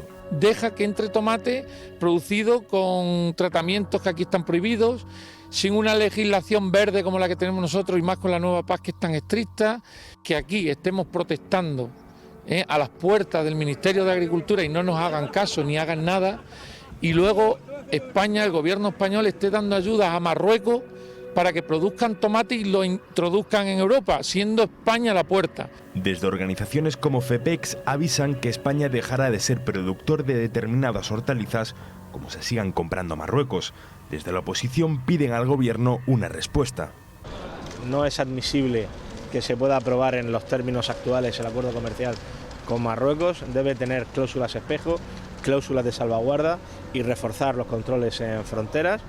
Los agricultores de la región de Murcia, de España y de la Unión Europea no pueden competir en situación de desigualdad con agricultores de terceros países, ¿no? Realmente la pobreza, el empobrecimiento de nuestro campo viene de decisiones como permitir la competencia desleal con Marruecos. Pero el régimen alauita no se nutre únicamente de los acuerdos comerciales con la Unión Europea. Que Marruecos usa a su pueblo como arma arrojadiza no es nuevo. Con la última regularización masiva, los consulados del régimen en España abren los fines de semana para ayudar con los trámites, algo que parece no importarle al gobierno, ya que, según publica OK Diario, Moncloa no verifica si los marroquíes renuncian a su nacionalidad antes de adquirir la española. Todos estos movimientos y chantajes Marruecos los hace con una clara intención: que le compren fuera de sus fronteras la tesis del Sáhara Occidental marroquí, y parece que España, con su silencio sobre la antigua provincia número 53, lo está haciendo. Marruecos en este momento se ha convertido en la potencia dominante en el escenario del oeste europeo. Y yo no sé, pero todas las medidas que van tomando, a mí me parece que a lo que conducen es a un progresivo borrado de frontera y crear una región única. Pero no te preocupes, porque la Unión Europea ya ha plantado cara a esos intentos anexionistas e imperialistas de Marruecos, y a partir de ahora los productos marroquíes producidos en el territorio del Sáhara Occidental vendrán etiquetados como producidos en el Ayuno en Daila. Ah, decisivo eso, claro. Importante. Creo que han estado, no sé si 6 años o 6 meses, negociando ese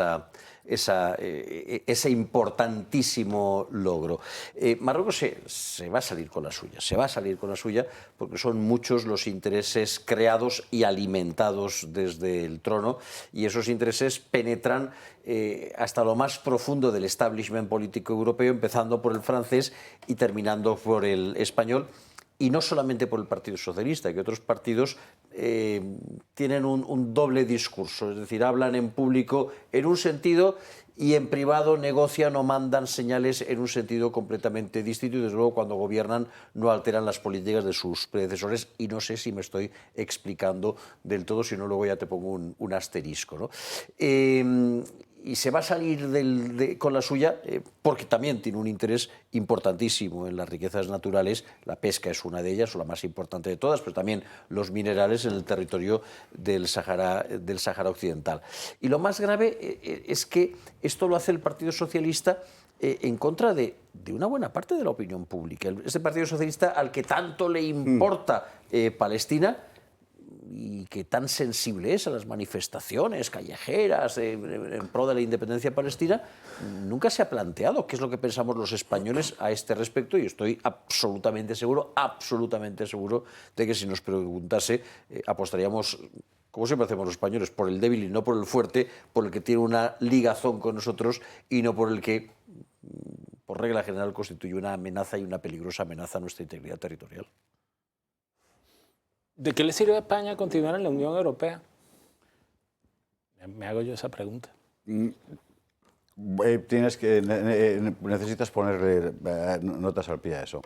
¿De qué le sirve a España, proyecto nacional histórico, seguir en la Unión Europea? Pues de lo mismo que a Francia, a Italia o a Inglaterra ya no, aunque quieren, o a Alemania, pues la extinción. Claro. Es que, a ver, uno está en un club cuando tú consigues algún beneficio, alguna mejora, cuando compartes, pero cuando ya las reglas de ese club, y ya ni siquiera las reglas, sino las imposiciones de ese club terminan perjudicándote. Bien, pero aquí te estás equivocando de sujeto, creo yo. Claro, eso es decir, la Unión Europea contra España y el gobierno de España contra España, porque ponte en la situación de todos estos agricultores y ganaderos, que tienen un gobierno que hoy celebraba Mercosur, que hay que respetar, porque es un gran logro y tal, y que sobre esto también lo aplaudirá con las orejas. O sea, tiene un gobierno que no les representa, que no representa. Y también nos lo tenemos que hacer mirar los españoles, porque parece que esto no va con nosotros. Escucha a su agricultor y dice, oye, que es que los principales afectados sois vosotros, que sois los consumidores. Y es que nosotros notamos la calidad. Tú hablas antes de las etiquetas y a mí me parece muy grave, porque actúa de una manera torticera en la Unión Europea cuando dice que se quite Marruecos y que quede en la etiqueta eso del origen, que es uno de los preceptos que tiene la Unión Europea. Tradicionalmente lo rompe y dice que quede de una manera abstracta, que no se vea que viene de Marruecos, que aparezca el territorio regional, para que los consumidores no sepamos que estamos metiéndonos entre pecho y espada tomates del vecino, de Marruecos, cuando las exportaciones de España no dejan de aminorarse, mientras que el tomate de Marruecos se ha incrementado un 40% en los últimos meses. Vale, perfecto. Eso viene... Mira, tú sabes que ahorita en Venezuela está pasando una cosa. Estados Unidos agarra y le dice, tienes que aprobar esta ley. Y ya, por lo menos, no sé la de amnistía, que es una gran trampa, porque no va a ser una amnistía para los presos políticos, sino que va a ser una amnistía para los presos políticos y para el chavismo. Pero la ley de hidrocarburos, no, la redactó el ministro de Energía, el secretario de Energía de los Estados Unidos, y se la mandó. Aquí pasa exactamente lo mismo. Es que una directiva de la Unión Europea dice que, y al rato ya la convierten en ley nacional. Claro, en eso consiste. Entonces, el tema es que si tú me vas a imponer y esas imposiciones no me sirven a mí, ya sabemos que el gobierno de España te estás equivocando, Pedro, en una cosa fundamental. Claro que te sirven. Sirven fundamentalmente para que haya una tolerancia prácticamente infinita con el despilfarro de gasto público y con créditos, que es de lo que vienen viviendo la mayor parte de las oligarquías europeas desde hace un cuarto de siglo. Y el tema es que ahora en Europa nuestro drama, y esperemos que se resuelva de la forma más trágica posible, en el sentido griego de la palabra, es que tenemos unas oligarquías políticas, mediáticas, económicas, etcétera, hechas en un marco mental que es el de la disolución de nuestras naciones en una especie de pequeño parque temático de la globalización, que es la Unión Europea. Y ahora llega un señor con el pelo naranja del otro lado y dice, se acabó, interés nacional. Y aquí se quedan literalmente con el culo al aire. Y he dudado en utilizar la expresión porque me estoy imaginando a Úrsula de tal guisa, pero se quedan así. Y pueden rectificar, ellos ya no, porque viven mentalmente en ese mundo. Tiene Meloni, tiene Orbán, ellos están en otra posición respecto a eso, pero la oligarquía política francesa, por ejemplo, española, alemana, no puede salir de ahí. Están en el... y ahora cómo reaccionan. Se les cae todo, y no se les cae solo una convicción, se les cae además su propia forma de supervivencia. ¿Sabes qué pasa? Que como os he oído hablar tanto, ahora soy yo largo en el... Que es fundamentalmente el dinero, y el Banco Central Europeo comprando de todo. ¿Quién es el principal tenedor de deuda española? Y no solo española, es el Banco Central Europeo. Es que son cosas que se han creado para mantener unos estados disfuncionales y dependientes de la señora Lagarde. Bueno, ¿cuál es ¿a costa de qué? De destruir las naciones como comunidades políticas, claro. Y esa es la gran revuelta que hay ahora mismo en todo Europa. Pero, José Javier, cuando yo hago esa pregunta, no la hago para que me la respondan las élites, las oligarquías políticas. Para que te la responda yo. Sí, no, para que la gente que nos está viendo se la haga y diga, ya va, si yo quedándome aquí voy a seguir manteniendo a los gañanes estos que me tienen jodido, pues entonces ni quiero estar ahí, o sea, o los elimino a ellos para que se enfrenten con el club en donde estoy, o me voy del club para que no siga manteniendo a esos manganzones. Bueno, afortunadamente para eso han surgido los movimientos identitarios, que hace años era impensable que España tuviera un partido como el que tiene Vox y tuviera la representación que tiene, es decir, pero porque piensa lo que sería España sin una formación con Vox, se llame Vox o se llame de cualquier manera, porque nosotros, nuestra generación, conoció una España que fue soberana, pero las nuevas generaciones que están naciendo desde hace tiempo no han conocido una España soberana o un país que tenga autonomía para tomar sus propias decisiones. Ven como normal lo que está sucediendo, mientras que nosotros lo vemos absolutamente anormal porque lo es.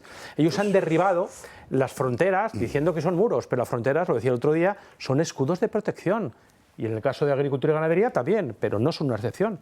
Cuando se ratificó la Constitución Europea, los españoles fuimos los primeros en ir a referéndum para ratificarlo y nos ufanamos de ser los primeros en Europa. Luego los holandeses dijeron que no hacía falta, la Constitución se echó al cesto de la ropa vieja y acabamos siendo los más primos de Europa. ¿Os acordáis del Tratado de Maastricht? Que nos habló, yo era jovencísimo y me oponía y no, pero por Dios, tal. O cuando se unió España a la Unión Europea, es decir, salían unos dibujitos tipo Barrio Sésamo también y salían los cacos huyendo de España, pero llegaban los franceses y los detenían. Nos engañaron, nos han engañado como tantas cosas. Nos han engañado porque ha habido un momento en el que la Unión Europea deliberadamente, pero sin decírnoslo, cambió de dirección. Y esto es una cosa que Alejo Vidal Cuadra repite aquí muchas veces y creo que tiene razón. Y bien sabe usted que no siempre le doy la razón a Alejo, pero en esto creo que sí. Es decir, la Unión tenía un marco concreto, conceptual al principio y progresivamente se ha ido convirtiendo en otra cosa enteramente diferente. Pero muy al principio.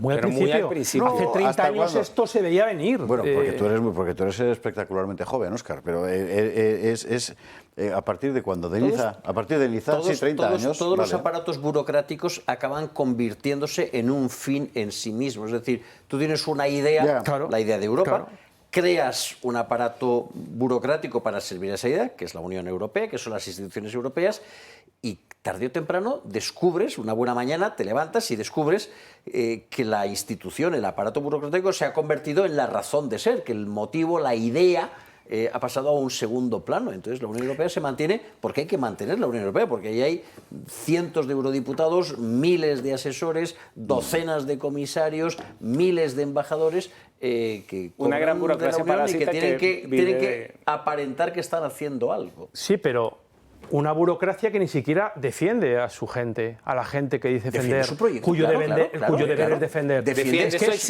existencia. Defiende su existencia contra. Claro. Porque es la idea pasa, contra Europa, contra los europeos, contra nuestro modo de vida. En fin, pasa un segundo plano y el medio se convierte en Pero el fin. creo que es algo más, y creo que es algo más taimado, porque el otro día hablamos precisamente en la tertulia con Alejo, y yo lo decía, digo, a ver, acordaros la primera imagen de la Unión Europea, la Virgen María, y las estrellas de la Virgen María. Es decir, había una raíz hondamente cristiana, y ahora hay una inercia que no es una inercia, una dirección profundamente anticristiana. Cristianófoba, es que hay que hablar de eso. Y eso no es simplemente para mantener su chiringuito, es algo más. Hay un proyecto de cambiar nuestro estilo de vida, de cambiar la civilización europea, que se remonta a milenios. Es así. Bueno, entonces es así. Tal vez yo haya va errado, mucho más allá. Tal vez yo haya errado en el sujeto, pero todo lo que tú dices refuerza aún más la pregunta: ¿de qué nos sirve?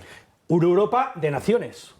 Una Europa de naciones. Hace falta que yo lo defenderé siempre. Un importante cambio de rumbo, y yo creo que ese cambio de rumbo empieza a vislumbrarse y empieza a entenderse y empieza a vislumbrarse, y ya veremos si empieza a materializarse. Pero hace falta un importante cambio de rumbo porque, repito, la burocracia bruselense se ha convertido en un fin en sí mismo. Tú visitas, yo estuve la semana pasada, tú visitas las instituciones europeas, visitas el Parlamento Europeo, miras aquel enorme portaaviones, aquel enorme aeropuerto que es el Parlamento Europeo, lleno de gente para arriba, para abajo, aquí y allá, y tú dices, ¿y todo esto realmente para qué? Todo esto realmente para que la mitad de esta gente llegará el viernes por la tarde y se mirará al espejo y pensará, yo no he hecho absolutamente nada. Bueno, el jueves, ¿no? Porque se van jueves al mediodía. Hablando de sujetos, que no quiero irme a la publicidad, sino hablar de Zapatero, que es el sujeto por antonomasia. Claro. Y esto hay que ponerlo, aunque sea para ver de qué va la cosa. El asunto va creciendo, va engordando. Ya veremos, porque habían borrado todo. Aquí la clave del asunto es que alguien de Interior da el chivatazo a los investigados. Y lo borran todo menos un papel. Un papel que ha servido para reconstruir una trama de lo más interesante. Vamos a ver lo que nos cuenta Marina Neila sobre este asunto.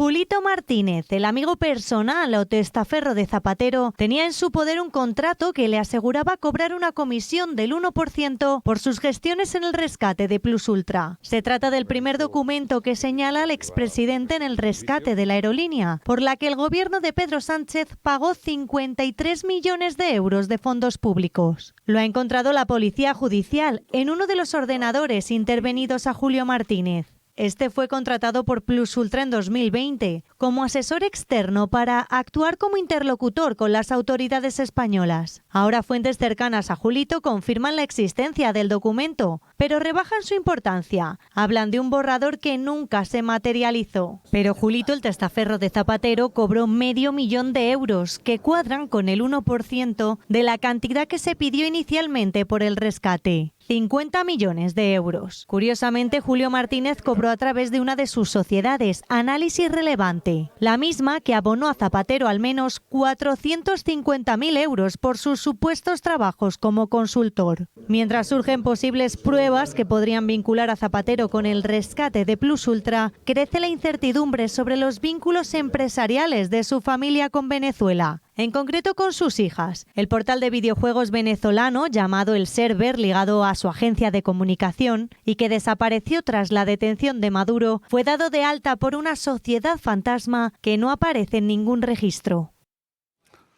Y aquí hay un agujero que Zapatero se ha apresurado a intentar llenar diciendo, claro, pues me faltaría más, yo cobro por mi trabajo como analista y asesor. A ver, volvamos a tener presente, yo creo que ya lo he dicho en este programa, que cuando hablamos de Plus Ultra, de la aerolínea venezolana Plus Ultra, estamos hablando de una empresa que tenía un puñetero avión que llevaban de un lado a otro. Es decir, Zapatero se embolsa, según dicen, $500 000 de euros por asesorar respecto del rescate de una compañía que básicamente tiene un avión que vuela entre Caracas y Madrid, entre Madrid y Caracas. Esto no es que huela mal, esto no es que huela a quemado, esto es que huele a incendio, esto es que apesta a miles de kilómetros de distancia. Bueno, es que todo el proceso le hace preguntarse a uno cómo es posible que con lo que conocemos, no con lo que conocemos, sino con la mitad de la mitad de la mitad de lo que conocemos, este señor ni siquiera ha sido llamado por la Fiscalía. ¿Cómo es posible? ¿Cómo es posible que no esté ¿Cómo es posible que ya en la cárcel? Bueno, ¿cómo es posible que Jordi Puyol siga en libertad? En la cárcel nos dirán, bueno, es que este sistema es garantista. ¿Garantista para quién? Si cualquiera de nosotros hubiéramos hecho la mitad de la mitad de la mitad de lo que ha hecho esta gente, ¿dónde estaríamos? Imputado. En la maldita cárcel ya. ¿Qué imputados? En la maldita cárcel. Va muy rápido para unos y más lento para otros. Pero todo en el proceso huele mal, porque antes de recibir la ayuda del Estado, que es que no cumplía ni uno de los requisitos que el mismo Estado se marcó por el tema del COVID, recibió un préstamo. Esa es la clave del asunto. Un préstamo de una organización que hacía sus trapos sucios en Venezuela. Porque no habría podido recibir el préstamo si fuera insolvente. De repente se hace solvente con dinero que viene de nadie sabe de dónde. Claro, esa organización le da el préstamo que solicita Plus Ultra sin tener posibilidades de pagarlo, con lo cual se blanquea el dinero venezolano y después llega la ayuda de Zapatero, efectivamente. Y después, seguidamente, resulta que no tiene ningún empleado, pero este señor se cobra X dinero por ser consultor. Pero si dejó España hacer unos zorros, por favor. ¿Consultor de qué? Si eres un inútil. Un inútil. Por cierto, sus hijas, la belleza no le ha favorecido con el tiempo, o sea, hay que decirlo. Y después sus hijas, que están en todos los tinglaos, y en este también. Pero, por favor, ¿qué tiene que pasar para que este señor, que se va a hacer footing con una carpeta de documentos 3 días antes de que imputen a Julio Martínez, que se va con Julio Martínez, que tiene ahí una escolta pretoriana que estamos pagando nosotros? Que ¿por qué, por cierto, tenemos que pagar una guardia pretoriana que está protegiendo a un señor que presuntamente está haciendo algo que es ilícito? Es que nada cuadra. Y entonces o todo cuadra demasiado. Aquí la otra pregunta es entonces qué tan profundos o qué tan penetrados dentro de toda la estructura del Estado español están los tentáculos de José Luis Rodríguez Zapatero. Del Estado venezolano. En este caso concreto además es sabido. ¿Cómo se llama el policía este favorito suyo que nombra jefe de seguridad de una empresa china y no sé qué? No, él tiene su red naturalmente. Claro. O sea, dentro del Estado venezolano es irrelevante. O sea, puede ser parte de la estructura. Porque el Estado venezolano es como es y funciona como funciona. El problema es que ese señor, ¿cómo era que le llamaban? Aldama. el nexo corruptor. El nexo corruptor. En este caso, entre ese Estado venezolano que sabemos cómo es y el Estado español, el nexo corruptor es este señor José Luis Rodríguez Zapatero. Por eso la cuestión es qué tan profundo, qué tan penetrado, qué tanto es el alcance de Zapatero dentro de las estructuras del Estado, porque lo que tú dices es muy pertinente. Con la mitad de la mitad ya debería estar por lo menos imputado. Porque sigue tan ricamente. A mí ya me sorprende que se archivara la causa, es decir, por la concesión por parte del Estado, porque esta compañía estaba en quiebra 5 años antes y para darle esa concesión tenía que haber una causa-efecto entre la quiebra y el COVID, cosa que en este caso evidentemente no existía. Es decir, y esto a mí me preocupa, es el mismo juzgado que está investigando el blanqueo de capitales, pero efectivamente es llamativo. Pero como tantas cosas en este país, yo lo decía en otro lado el otro día, hablábamos desde nuestra atalaya de las repúblicas bananeras, nosotros lo superamos y con creces. Pero fíjate, por ponerlo en perspectiva, cuando Felipe González, PSOE tiene 2 expresidentes, que son Felipe González y José Luis Rodríguez Zapatero, cuando Felipe González terminó su mandato, su largo mandato, bueno, pues cayó presa de los intereses financieros, de los grandes negocios, se divorció, se casó, se dedicó a la Dolce Vita. Y en Venezuela también, Carlos, en Venezuela también. Espérate, y el Partido Socialista se distanció de Felipe González. Este no es el Felipe que nosotros hemos conocido, este no es el Felipe líder socialista, líder sindical, y hasta ahora, ¿no? Con Rodríguez Zapatero ha pasado todo lo contrario. Rodríguez Zapatero se retiró con unos índices de popularidad bajo cero. El Partido Socialista no lo quería ver ni en pintura, pero poco a poco ha ido siendo rehabilitado o rehabilitándose al Partido Socialista y participa regularmente en sus actos, en sus mítines, etc. Es decir, los negocios de Rodríguez Zapatero sí que son vistos con buenos ojos desde la dirigencia actual del Partido Socialista. Zapatero no solamente recibe el beneplácito del Partido Socialista para seguir activo en política, repito, sigue yendo a mítines, dando conferencias, etcétera, etcétera, sigue siendo un santón del partido, sino que el Partido Socialista también condona con ese apoyo político sus negocios particulares. Es muy sospechoso, es muy llamativo. ¿Y qué me dices, perdona, Pedro, y qué me dices del Partido Popular? Porque si nosotros nos vamos al discurso, que ya es viejo, de Feijóo, cuando dice que este Partido Socialista me lo han cambiado, que no es el que era, entonces, ¿hablamos del Zapatero? ¿Era mejor que este? Bueno, yo nunca he sabido a quién se refería Feijóo cuando hablaba del Partido Socialista. Bueno, tampoco he sabido nunca a quién se refería el Partido Socialista cuando hablaba de que el PP debería de volver a la centralidad. No sé, a la centralidad la de Fraga, la de Aznar, la de quién exactamente. Nunca lo he sabido. Estos son mitos de la política que nunca se han materializado. Lo que tú dices es que es así, porque el Partido Socialista, o sea, una organización socialista, no tiene otra forma de funcionar sino así, porque dime qué tan largo es ese distanciamiento entre el Felipe de la Dolce Vita y el PSOE, porque hasta donde se va Felipe, viene el gobierno de Aznar y ya aparecen estas figuras, Zapatero, Rubalcaba, que esté donde le toque estar, ¿no? Que no soy yo quien para... Son la misma gente, con los mismos vicios. O sea, este Partido Socialista, si vamos a darle ese punto de inflexión del cual tú me hablaste al principio con ETA y tal, esa es su naturaleza. Son delincuentes. Por eso nadie grita dentro del Partido Socialista, porque saben que se les acaba la mamandurria. Señores, y que tienen que funcionar así. A la publicidad. A la publicidad que hay que contar para hablar un poco de cómo está la actualidad política, ¿no? De Extremadura, claro. ¿Quién pacta en Extremadura? ¿Es posible pactar en Extremadura? ¿Qué quiere hacer la señora Guardiola? ¿Qué va a pasar en Aragón? Y todas esas cosas que son la comidilla del día. Así que, Publi, última pausa. Antes de la última pausa, por cierto, les recuerdo el curso que tenemos de Leyenda Negra en el Club de Amigos, que empieza ya el martes que viene con Javier Sardón. Van a ser 3 sesiones. La primera sobre el origen de la leyenda negra antiespañola, que empezó siendo leyenda negra anticatalana en Italia, en el contexto de las guerras de Nápoles. Y a partir de ahí habrá 2 sesiones más, Felipe II y la Inquisición. Los martes, sabe usted que se puede apuntar a todo el bloque, independientemente, como quiera, ya sea presencial, ya sea online, pero siempre llamando al 916162464. Publi, y a la vuelta vamos a ver a la señora Guardiola. O intentar.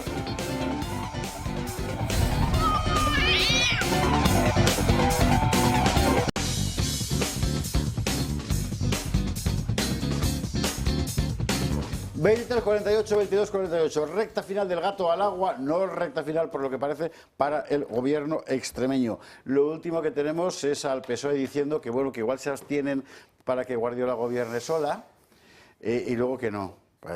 Es que nadie sabe lo que va a hacer, Guardiola tampoco. Vamos a ver cómo está el asunto, que nos lo cuenta Marina Neila. Y luego lo que contesta mañana aquí Ignacio Garriga en Dando Caña.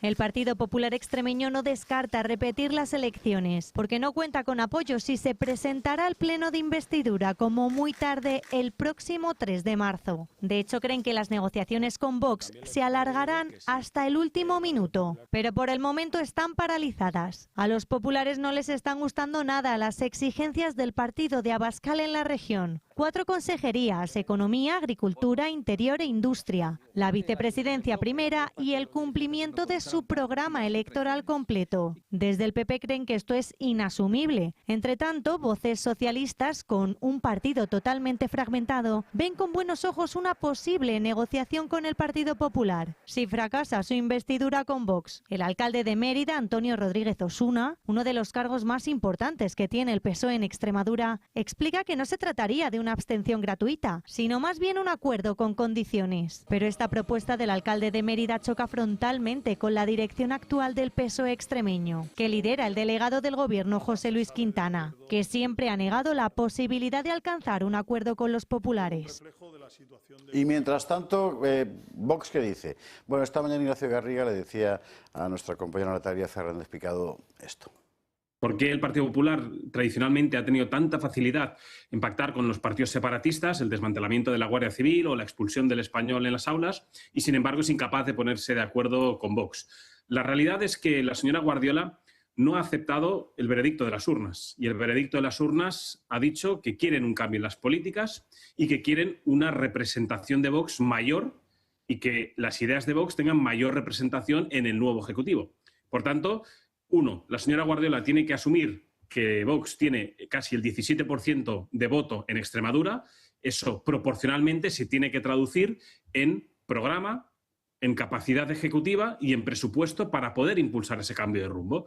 La señora Guardiola no está dispuesta ni a ceder programáticamente, ni a ceder en competencias ejecutivas, ni tampoco presupuestarias. Luego, nosotros lo que no podemos hacer es investir a una presidenta para que siga haciendo lo mismo, cuando, insisto, los únicos que hemos doblado en resultados y crecido hemos sido nosotros. Si la señora Guardiola quiere acabar con las políticas de género, quiere acabar con las políticas que promueven y financian la inmigración masiva, quiere bajar los impuestos, quiere mejorar la educación y garantizar el acceso a la vivienda, y además asume que Vox tiene que tener ese 17% proporcional en un ejecutivo, tendremos acuerdo.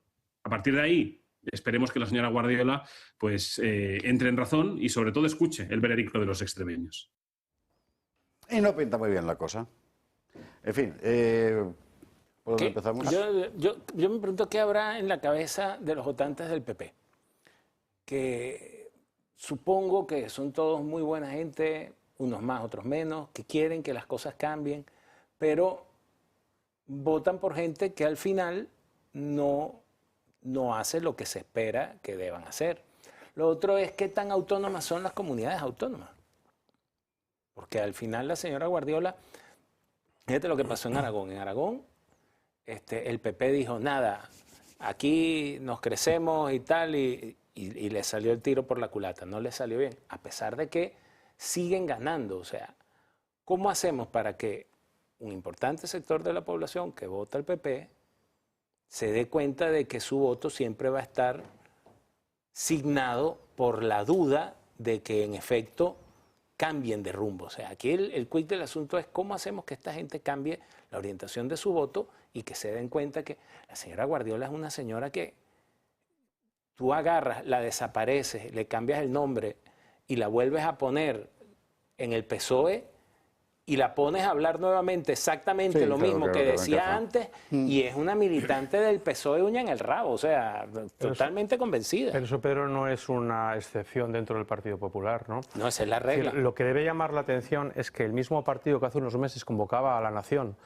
para que se manifestara en contra de una banda mafiosa, porque así lo calificaba, después no tenga escrúpulos a la hora de buscar su abstención, es decir, de pactar con esa banda mafiosa. Es decir, la gente dice, pero vamos a ver, si es una banda mafiosa, no pactas con mafiosos. Si pactas con terroristas, seguramente seas un proterrorista. Si pactas con mafiosos, eres muy parecido a ellos. Pero lo que le pasa al Partido Popular, lo he dicho más de una vez, es un partido del siglo XX que está muy cómodo con esa dicotomía vieja que se va diluyendo poco a poco, que es derecha e izquierda, y ahora se encuentra con que eso ha cambiado. Es decir, él ha ostentado el monopolio, salvo excepciones temporales, durante la mayor parte de la democracia. Llegó CDS, se lo cargó pronto, o estuvo un ratito, pero más bien marginal. Después llegó Ciudadanos y duró muy poquito. Y lo mismo pensaba que iba a suceder con Vox. Es decir, pero lo que ocurre es que ahora se da cuenta de que Vox ha llegado para quedarse, pero no ha llegado para quedarse por sí.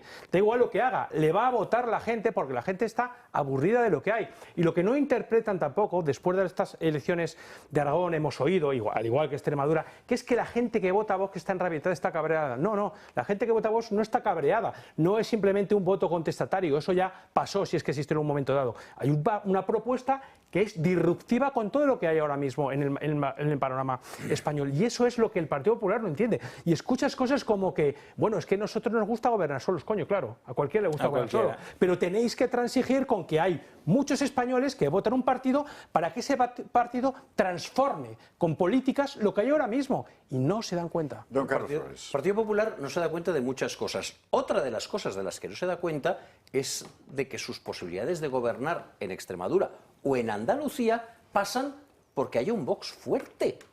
Habría que recordarle a Moreno Bonilla que al Partido Popular no gobernó en Andalucía hasta que apareció Vox, y gracias a Vox Moreno Bonilla pudo tener una mayoría, y que el Partido Popular no ha gobernado en Extremadura, salvo los 4 cortitos años de Monago, desde 1982, 83, 84, que se constituía la autonomía extremeña, hasta la fecha, hasta el momento en que Vox llegó y le brindó a Guardiola los votos que necesitaba para su primera investidura. ¿Ha ganado las elecciones el Partido Popular? Sí, ya lo sabemos, pero convendría que supiese que no tiene una mayoría absoluta y que los electores han pedido que Vox tenga un papel relevante en ese gobierno, y que Vox lo único que está pidiendo es que la voluntad de los electores sea respetada. Si Guardiola tiene otra lectura de ese resultado electoral distinta de la mía, si Guardiola cree que el mandato de los electores es que el PSOE y el Partido Popular se pongan de acuerdo y formen una supermayoría, una gross coalición en el estilo extremeño, pues que no lo diga. Y estupendo, encantado de conocerla. Pasamos a la oposición durante los próximos años y tan felices. Pero que nos lo diga a los extremeños y que Feijóo nos lo explique al resto de los españoles. Pero Carlos, para más Inri, también debería entender que lo que está ocurriendo es algo inédito en la partitocracia española. Ese es su problema, que no lo entiende. Porque hay mucho voto que está captando Vox que viene de la izquierda. Es decir, antes había una política de bloques que parecía inamovible. Eso se está moviendo, y se está moviendo porque Vox lo está propiciando, y eso no perjudica al futuro gobierno de España, que tiene que componer necesariamente Partido Popular y Vox. Eso es lo incomprensible. Correcto. Que no lo entiendan. Muy progresista y muy moderna, pero no entiende el punto en el que estamos en la política española. Igual no tiene nivel, porque hemos escuchado a Mañueco decir que es que igual la gente de Vox no tiene nivel para estar gobernando. Hombre, por Dios, que lo diga el Partido Popular, que tiene una legión de personas que terminan de estudiar y se van directamente a la política. Hombre, insulta. A veces ni terminan de estudiar. Saludos, Noelia, nada en contra tuya, ¿viste? Pero ¿El qué?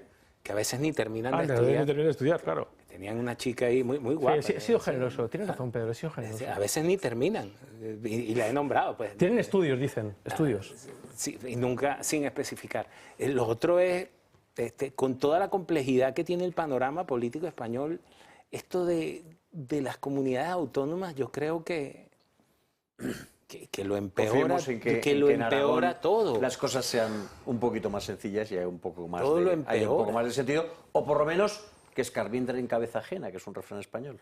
Esas carpas así como que aquí somos distintos y tal, terminan siendo sumamente nocivos para el funcionamiento. Mira, no todas las recetas son buenas en todos lados. O sea, de repente si yo le doy harina de maíz a, no sé, no vamos a decir un español, pero no sé, a un ecuatoriano y le pido que haga arepas, de repente no le quedan las arepas como le quedan. Entonces de repente ese modelo federal que Rubalcaba te llamaba federalismo asimétrico de comunidades, de repente no funciona acá. De repente no tiene nada que ver con el federalismo, estos son baronías, estos son... Claro, eso vale, pero es el taifalismo simétrico. Señoras feudales que creen que pueden hacer de Extremadura su cortijo. Ya, se acabó. Porque ¿qué nos queda, Raquel? 1-10. 1-10, y tengo que recordarle a la audiencia, también a vosotros que sois muy futboleros todos, por cierto, que dentro de un ratito, aquí en Radio Libertad empieza Goles con Parrado. Es un clásico de la radio deportiva española, en particular futbolera. Además, hoy con el follón ese que han montado Yo es que no sé nada de esto ya, pero había una cosa que quería de Florentino con una liga, con el Barça. Han hecho un comunicado prácticamente prematrimonial, el Barça y el Real Madrid. Si quiere usted enterarse, pues Pedro Pablo Parrado, dentro de un instante en Radio Libertad, con toda la información, programa futbolero de los de toda la vida. Don Pedro Luis Pedrosa, ¿de qué equipo eres tú, por cierto? Toda la vida del Madrid, aunque cada vez me está gustando menos. Don Carlos Flores, ¿de Valencia? Execuo del Valencia y del Levante, ¿no? Ah, joder, la política lo que es. Don Óscar Rivas. Del Madrid siempre, a pesar de Florentino, que se hace mayor. Pues yo no del Valencia. Ya ve usted lo que es la vida. Joder, qué sufrimiento. Ay, por favor, que descanse. Mañana más que tú.